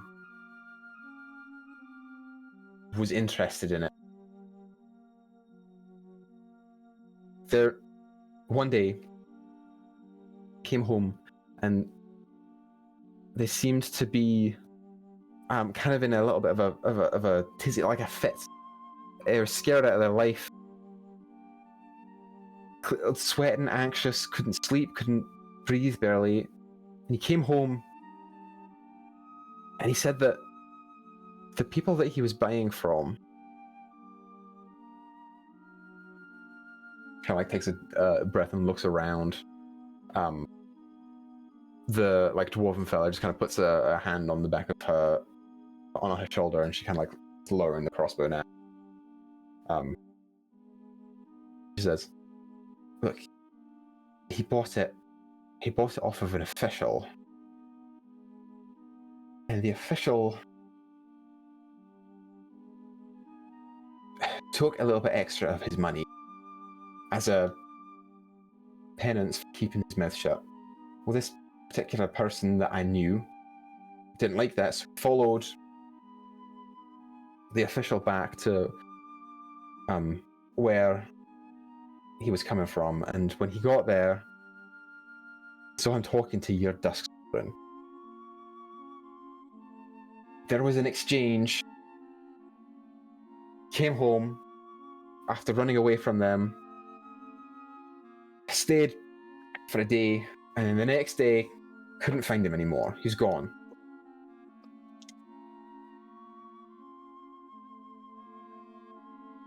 I don't know. In terms of proof, hard proof, I mean, he wouldn't lie. Not to me. Not to any of us. I mean, it's that evidence doesn't really vibe. It's a crooked official just happened. He talked to the Dusk Sovereign. They could have talked about anything. Regular duties. It wasn't just talking, though. There was passed something to her. He something... passed something to her. Yeah, he couldn't quite see. It seemed like a note, a bag, or something. But he just comes straight from the deal. I described the man that's always with her. Is that the man? Yeah, you describe Ken's features. Yeah. Looks kind of slimy.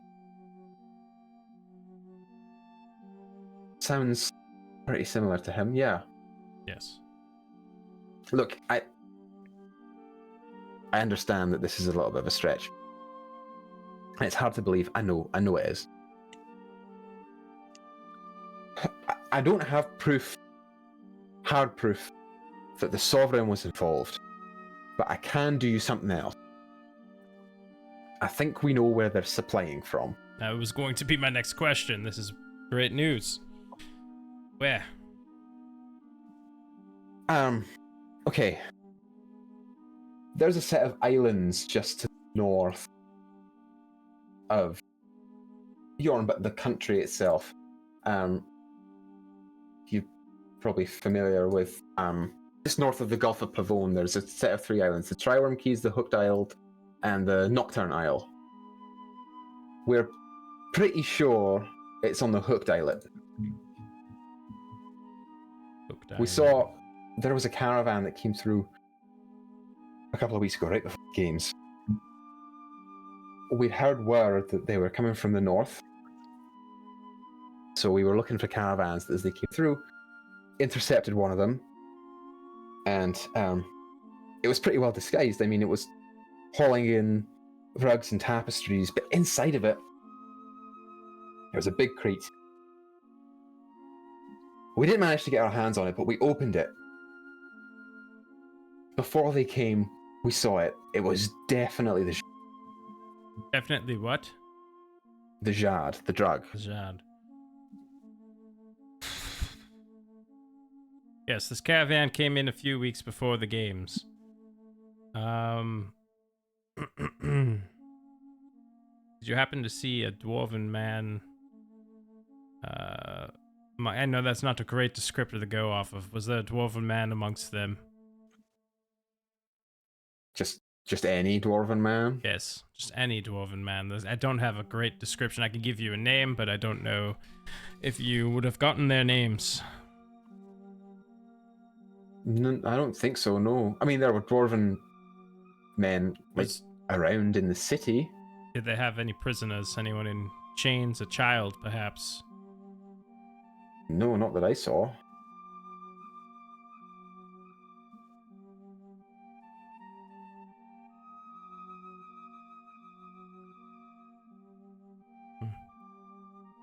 Look, So I know it's a stretch. It's fine. It's fine.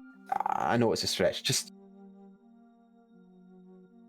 we could go there, the islands. and with you leading the charge, yeah. You want to go to the islands and one more time. Go to the islands and Shut it down, or try and find evidence of something. If the Dust Sovereign is actually working as a supplier or with the supplier, then there's got to be some sort of paper trail that follows that. She's got to be incriminated somehow. okay. Yes. Perhaps we will. Perhaps we will. I actually am working on a case that may be tied to this, so we will see how far this takes us. Okay. But yes, let's keep things on the quiet. I'll tell in a few days. I'll tell the Dusk Sovereign that you reached out, and what should I tell her? You see the dwarf behind her kind of step up. Oh, better Something yet. that doesn't. Better yet, she's going to expect the meeting in a few days, like I told her. So she'll likely want to, if she is involved in the way you say, she would likely want to come in full force during that meeting. So I'll say that you guys cleverly approached me before the set meeting to surprise me, and then tell me what I should say. Something that doesn't incriminate us. It wouldn't make her think that you were allying yourselves with us. How about we came to you with some ludicrous story that you would never believe about her, and that the public is never going to get behind. You did not believe it. You thought it was harmless. You told us to knock it off. That's pretty good. I'll come up with something. Okay. All right. If I want to reach out to you guys again, how do I do so? Do you have a headquarters or a meeting place, perhaps? We're going to need to be in constant communications if we're going to make this work. We do.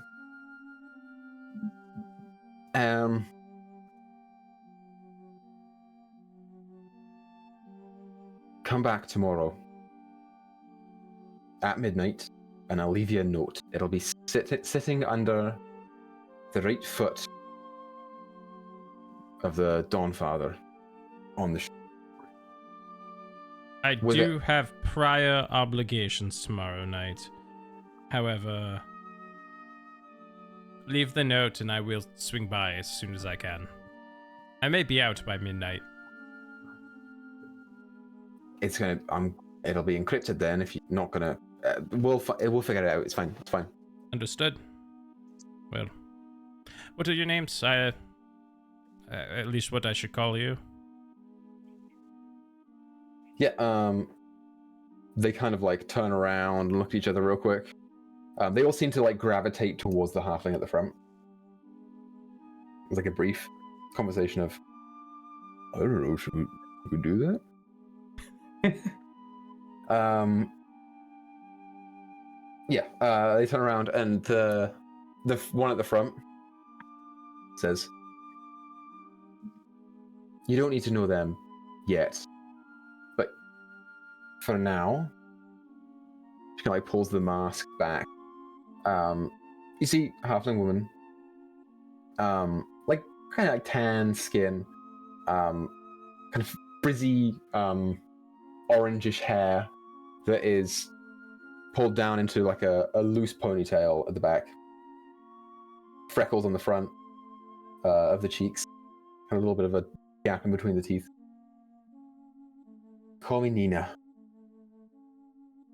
If you need to reach out, either say my name, or, and she kind of turns to the human guy, the big guy who was standing behind her, kind of like pulls his mask back as well, revealing this kind of like wide-smiled, kind of goofy-looking human guy, buzz cut, kind of stubby nose. Maybe like a hint of elvish in his bloodline, but definitely leaning more heavily towards human. He goes, "And I'm Beldrick. You can ask for one of us, and if you ask around, we'll hear about it." Okay. Yes, sounds good.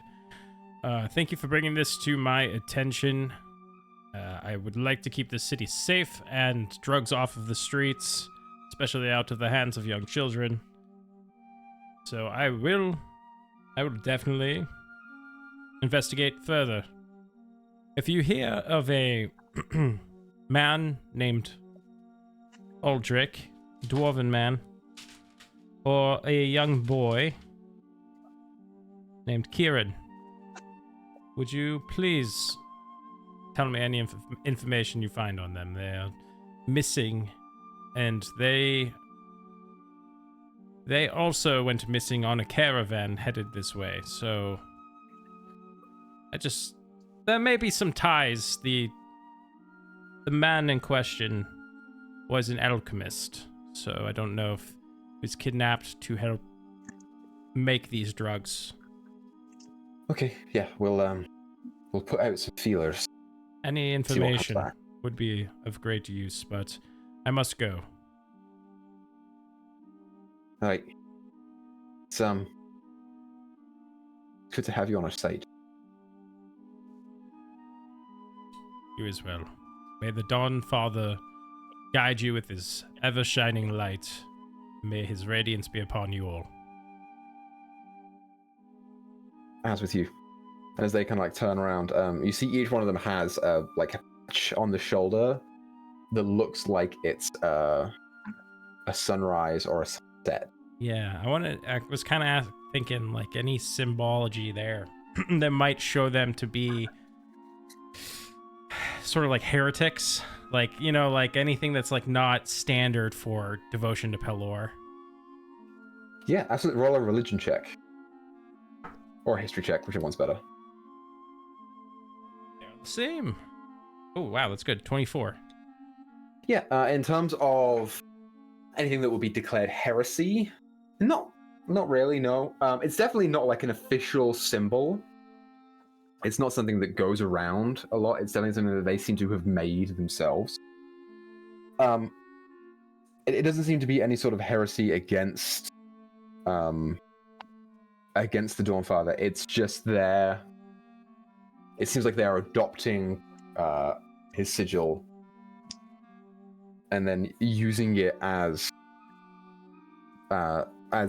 sort of a representation of themselves and what they're trying to do.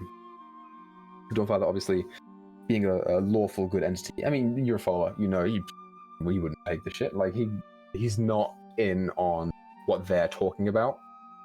So he would absolutely be in favor of them doing this if they were doing it right, the real way. Their methods maybe not quite so accepted, but not in terms of exile or you know, getting rid of your faith. They would just be like, okay, well, you're being a little bit extreme. So they're not going against the Dawn Father. They're sticking with his principal beliefs and core morals. They're just taking it a little bit far, I would say. It looks like they're only probably something that they just would. Very well. I will see you around. Yeah, we'll reach out. I will leave. And Okay, while this is happening, what were the rest of you guys doing? Yeah. Waiting for a sign. Yeah, you guys saw him go into the alleyway, and that was it. I mean, I'm not gonna go blow his cover or whatever. So I guess I sit there and pretend to read the whole time, just like ears flicking back and forth, trying to pick up any sound. But Yeah, go ahead and roll your perception check. Anyone else who's trying to perceive can do the same thing. oh shit, I am 40 feet away, so I don't know how much I hear, but I did roll good. I rolled dirty little nasty little 20. Oh. You guys get 16. Sad. damn, your rolls are bad tonight. Okay, yeah. Pocket is the closer of you guys. So Pocket is the one probably hears the most, I will say. Not that you pick up a great many details, but you definitely pick up the like mumbling sound of people's voices. When Sagaran speaks, it is calm. Someone who is being offered a proposition and who is thinking it over, someone who's not like jumping to conclusions. Very much calm and in control. The other voices, you managed to pick out 3, and you hear bits and pieces. You hear the word Jard mentioned, and that pings a bell for you because you heard the conversation about the guy who lost his life to the Jard. And you hear something about Sagaran looking for someone, but that's all that you hear. As for you, Natalie, you're a little bit further away. But the one thing that you notice, it's hard for you to hear exactly what the conversation is happening far away, but the thing that you notice is as you're kind of like watching this alleyway that Sagaran disappeared into, you watch as he comes out, and it takes about 30 seconds of him walking up before you see something on the roof, like just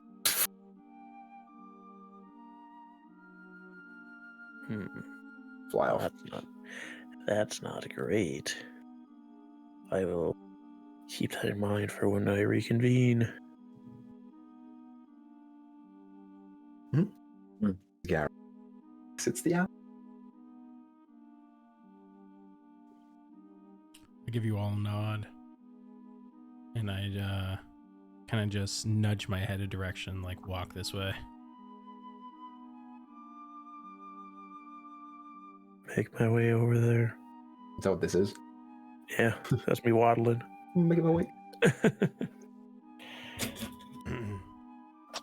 Yeah, you have 3 roads to go down here. You can go down North Road, the East Road, or the West Road. West goes back to the arena.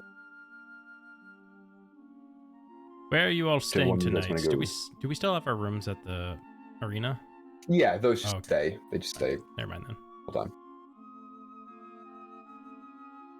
In our rooms. Yes, let's go back to our rooms, and we'll pile into one room, and I'll fill you all in if you would like. But I really appreciate your help in this endeavor, and went off without a hitch. Well, I saw something. Oh? There looked to be something on the roofs above where you met with them that scurried off when you left the alley.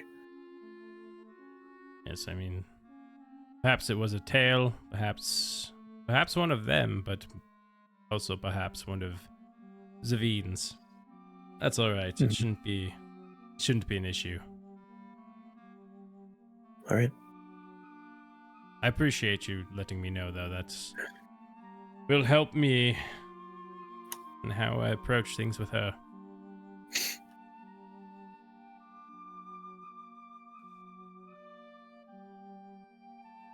You all waddle back Who else to is the paying arena.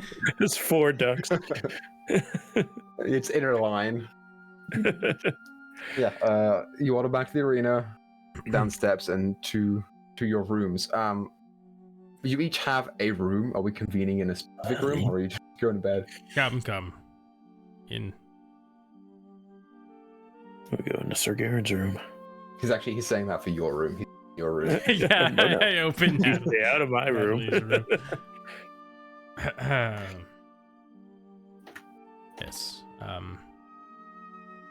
You know, I don't. If you're not interested, you don't need to stay. But if you'd like to be filled in, then work with me further, more training, perhaps. I do have a potential task. Are you interested in working with me more, Lady Natalie? Pocket. Laura, this involves our previous thing, and I will get to that. Yeah, if it's helping, I'd want to help. Perhaps helping to get drugs off the street, so nothing more noble, I'd say. Yeah, I think so. So, those people, they seem to think... I'm gonna stick my head out the door real quick and look both ways. I like to think that you said all of that before you got into the room, where you were like, No. I have something that you need help with. Come into my room. No, You don't they have to came into my stay, room but it does involve a first. previous arrangement. Oh, I rolled a nat 1 anyways. I popped my head out of the door of the room. I forget to open my eyes, and then I close the door again. Nice, yep. Happens to all of us. Yeah. Well, And I will, that group is looking to get drugs off the streets. They think that the Dusk Sovereign is involved. I'm not quite sure. I know her fairly well, and I just don't see her motivation for it. But, something we will investigate carefully. But I believe what they want to do is a good cause. And it's involved with something that Laura and I set out to the city to handle to begin with, which was missing friends. We lost a dwarven man by the name of Ulrich. Erdid. D-I-D. Erdid. And a young boy named Kieran. We believe, based on the information I just received, that they might be wrapped up in all of this, may have been kidnapped because Erdid is a very proficient alchemist, and may be able to make the drug or enhance the drug in some way. Like the flower we found for Laura. When I first came to the city, I did overhear someone talking about what is it, Jad? Is the name of this same drug? Yes, that's the one. I guess. I mean, it's not much to go by, but someone named. I think their name was Krunk. It was. I think he was someone in the games. Was on Jad. I can't even remember if he survived, but don't know. Maybe it's something. If he's alive, maybe it's something. If not, Oh, are you suggesting we go speak with him if he's still alive? Oh no, you said this man died. I have no idea. I don't remember. I will say, those of you that were watching, the last you saw of him, that he was shot with a cannon. Yeah, So, might be gone. The clerics at the games are quite good. I don't know. I don't know. This is going to be an interesting time. Going to have to walk a fine line with the Dusk Sovereign. And what will you do if your friend, I forget her name, lady, Savine. what if she is involved in this somehow? What will you do? She's quite powerful and influential here.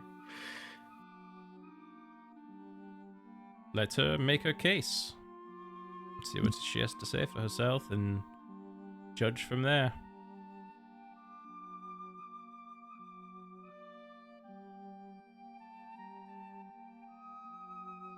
What is it that you want us to do to help? Well, taking down a drug empire, I may need some extra hands. I'm strong, but, you know, I have my limits. Well, I'll do what I can to help. I've never done anything like that before, so... You'll make a big name for yourself. That's true. That new upcoming knight, Lady Natalie, who took the drugs off the streets and kept the children safe. I'll think of a title. Something that goes with that. Okay. Yeah, I'll help. Wonderful. Count me in. It sounds exciting while I'm here. All right. Well then, let's rest up. And, go to a party tomorrow. Is it tomorrow? Mm-hmm. Let's go to a party tomorrow.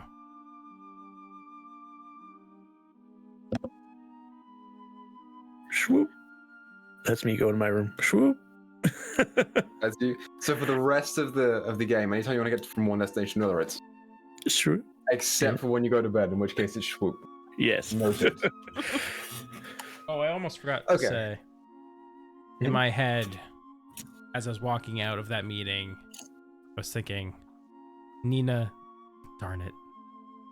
Gonna Nina lawyer. Got him. Got him. Sorry.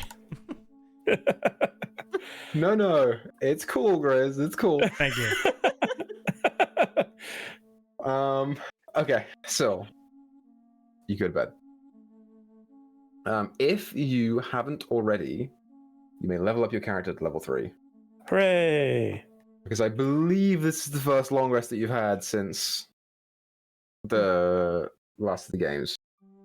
Unless I forgot, in which case you should have done it. I think we have already rested once. Yeah, I think we did. You for sure did, I think. You took a nap. I Someone love took a nap. I took a nap. I do love napping. Guaranteed. Anyway, that's fine. So you wake up the next morning. Yes. I'm gonna say we got a little bit of time left. Is there anything anyone wants to do in the daytime before you go to the party? I would knock on Valora's door. And see if she answers. I think you're muted. Yeah. No, it just wasn't picked up. I saw that. Sweet.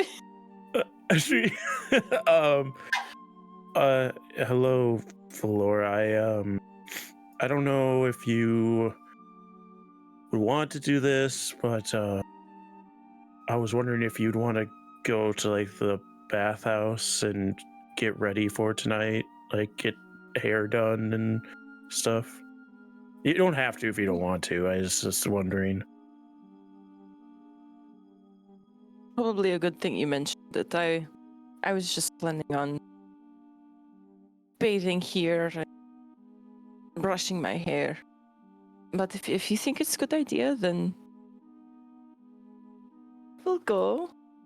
Yeah, I've never been, so yeah, we can go get our hair done and like our nails and stuff if you want. I don't know if you want to do that, but it'd be nice to have company. Is all I'm saying.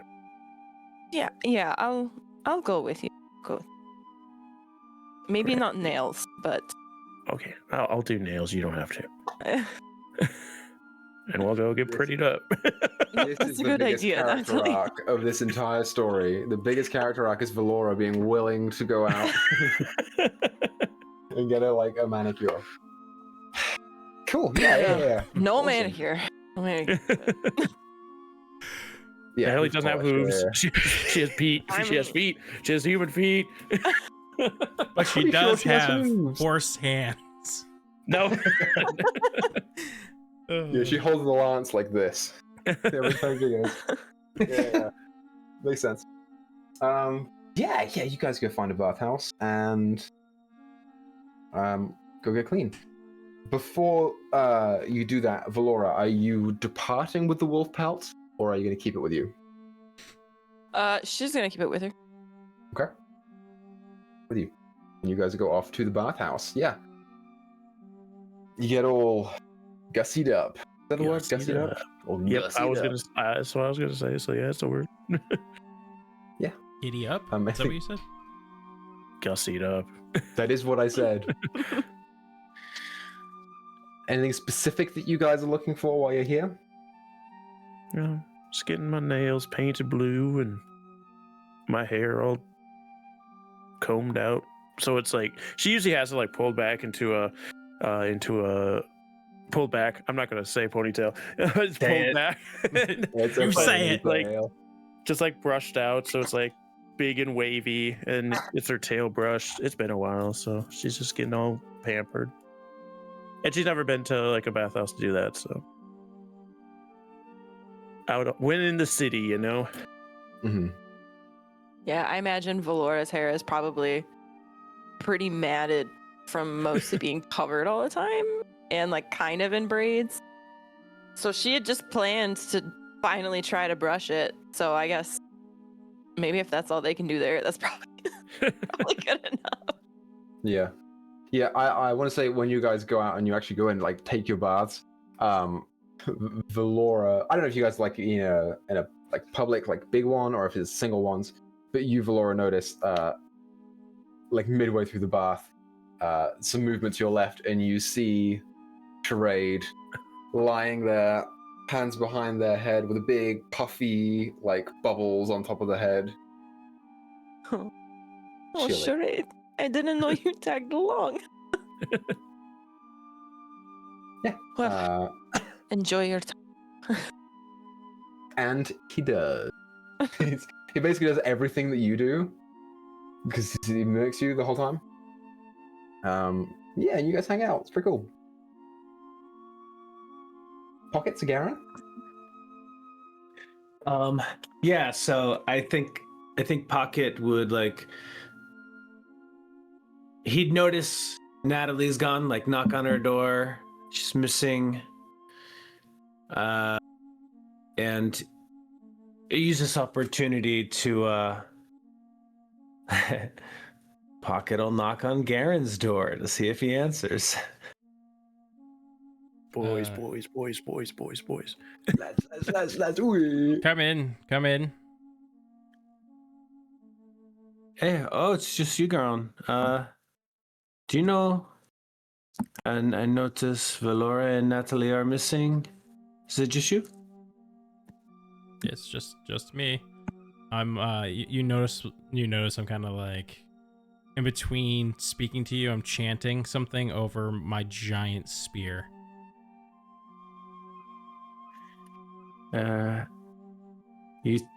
You telling your weapon a Not poem? that kind of spear, come on. Get your heads out of the gutter. He's casting a large reduce. Oh no. It's Okay. been 8 hours and it won't go down. Did you know a doctor? On call. Sorry. Go ahead. Still That's going to be a chanting. YouTube short. That's it. So, before, I'd mentioned I had maybe some questions for you, and you're well traveled and experienced with different creatures and monsters. I've read many of your tales, and I don't know how to say this, but I too could maybe use your help. Maybe it's something you can, maybe it's not, but this is very personal to me. So if we can just keep this to ourselves for now. I understand. And Pocket. Who would I be to not Pocket. return the favor to you, as you've done for me? Pocket will reach into his jacket and he'll pull out a pre-prepared piece of parchment that has that corrupted and demonic-looking phrase on it that he still doesn't know what it is, and he hands it over to Garen. Have you ever seen anything like this before? This language? I've tried. Yeah. Go ahead and roll a history check with advantage. I didn't mean to cut you off. I'm very sorry. No, that's cool. What kind of check? I'm sorry. History. I was trying to see what languages I read, but I can't see where that... Oh, there it is. Okay. History. That is a 15. 15. Yeah, Right. it's not... from what you can tell, it's not necessarily a language that you speak. It has, in your experience, you've read and heard about monsters of all different kinds. And you've probably come across some kinds of infernal writing before. This is not infernal. Is it celestial? It's not Okay, celestial. I just want to make sure. But it does. It has, like, it's weird to describe.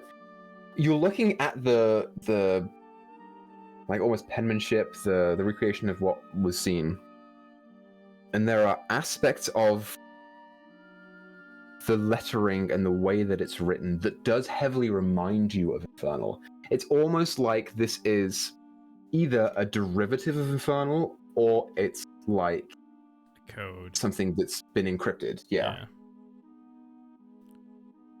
Have you ever tried casting a spell such as comprehend languages over it?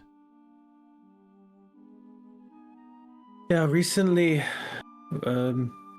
I did have someone try this and no luck. And actually, this writing here, this is, well, Garen, this is everything to me. This is why I travel. And this is my purpose. So far, I've turned up empty-handed. Let me show you something. And Pocket lays the piece of parchment out, and he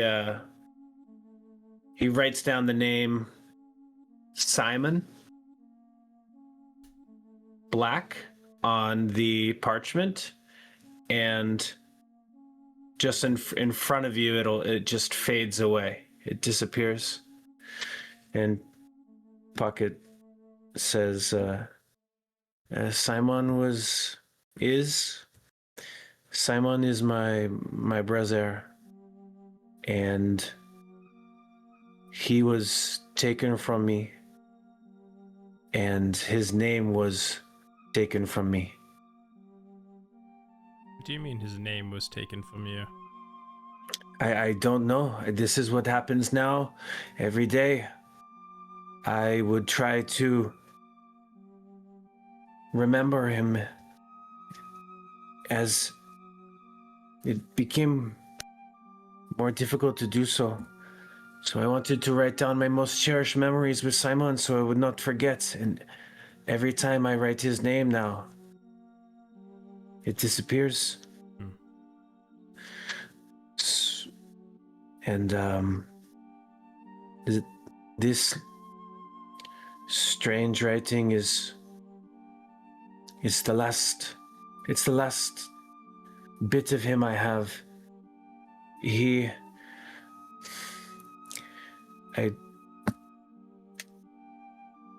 I can't explain right now. But if there's any way you can help me, I would be forever in your debt. Well, I can't read it. Perhaps we can find someone who can. Zavine That would be good. quite connected. Perhaps she has someone who may be able to study it if you feel comfortable with parting for it for some time. If not, Oh, well, we'll have to find some other way. yes, this paper is nothing to me. This is just what I remember. It was the last bit of some kind of magical contract that burned up in front of my eyes. This was the last phrase, and I wrote it down, and I wrote it down again and again and again so I would not forget it. You're welcome to this copy if it can help. I'll take it from him. You signed some sort of contract that burned up after signing. I wish it was me. Oh, your brother.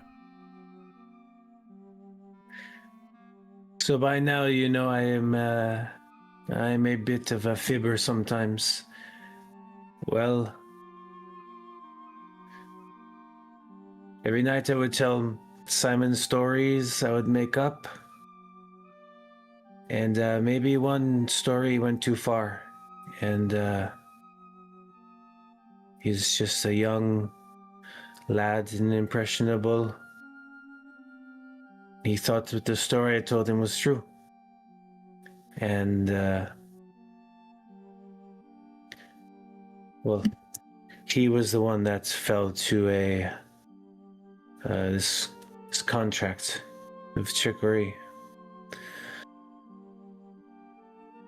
And he's gone now.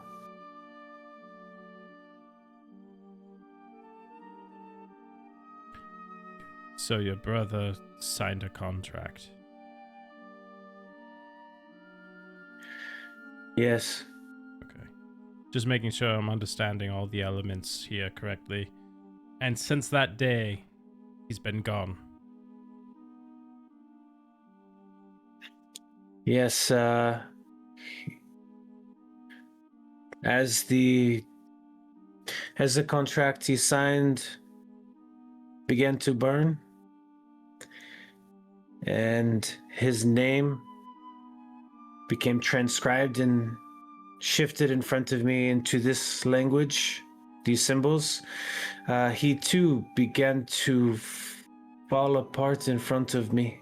But I don't know how to explain. It didn't seem like he was gone. It seemed like he disappeared. He was taken. It's as if the ink itself, as it crumbled on the paper, he too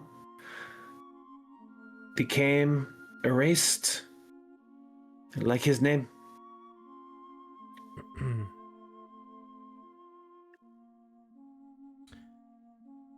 This is an odd question. And just random shot in the dark, but I notice you are quite a tattooed man. Have you ever tried to tattoo the name or the symbols upon you? Perhaps that if the ink is vanishing, maybe somehow applying it to yourself will bring something to your mind. Maybe you'll absorb its knowledge or what have you. I dare not tattoo this language without knowing what it means. Makes sense. And as far as Simon's name goes, no, I have not. I could try. It's not a bad idea. Anything to hold on to him. I fear the day will come where I lose the last memory of him. Well, I'm sorry that you've undergone all that. We will try to find a way, get to the bottom of this, and I hope to return your brother to you. I think our best bet, see what connections we can work with Zavine. I know there's a place called the City of Mages. This was, maybe a place, people may know. Maybe Savine may know someone or contact there or something. I don't know. She very well may. But this is all I have. Yeah. Well, thank you, Garon. I appreciate lending me your ear, and I appreciate your discretion. I do not like to... I like to keep my story tucked away in my pocket and not share with everyone. It is not easy for me. Your secret is safe with me. So, what do you say? Some breakfast and maybe some gentleman massages before tonight? Yes. Gentleman's massage. I'm Yes. contemplating this in my head, what that means. You've not had a gentleman's massage before. I can't say that I've never heard it called that before, I suppose.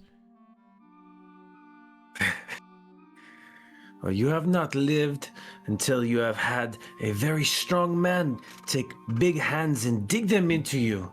The stress, years of build-up just releasing from you. You know, it takes a man to know a man's body. It is not something that just any masseuse can do.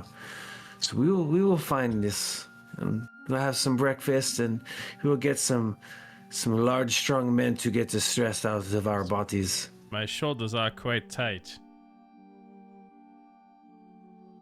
Ah, it's going to be a good day today.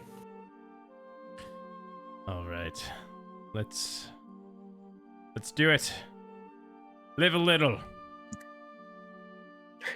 So, as Sagaran grabs his spear and gets ready for a gentleman's massage, we will end tonight's episode there. Well done, everyone. Well done. Whew, we get into the thick of it now. Awesome. Good job, everyone. Well done. Yeah, that's the game. So, thanks everyone for watching. Thanks for coming out. We appreciate it. Let's keep making stories together. We'll see everyone next week. Bye. Thanks, guys.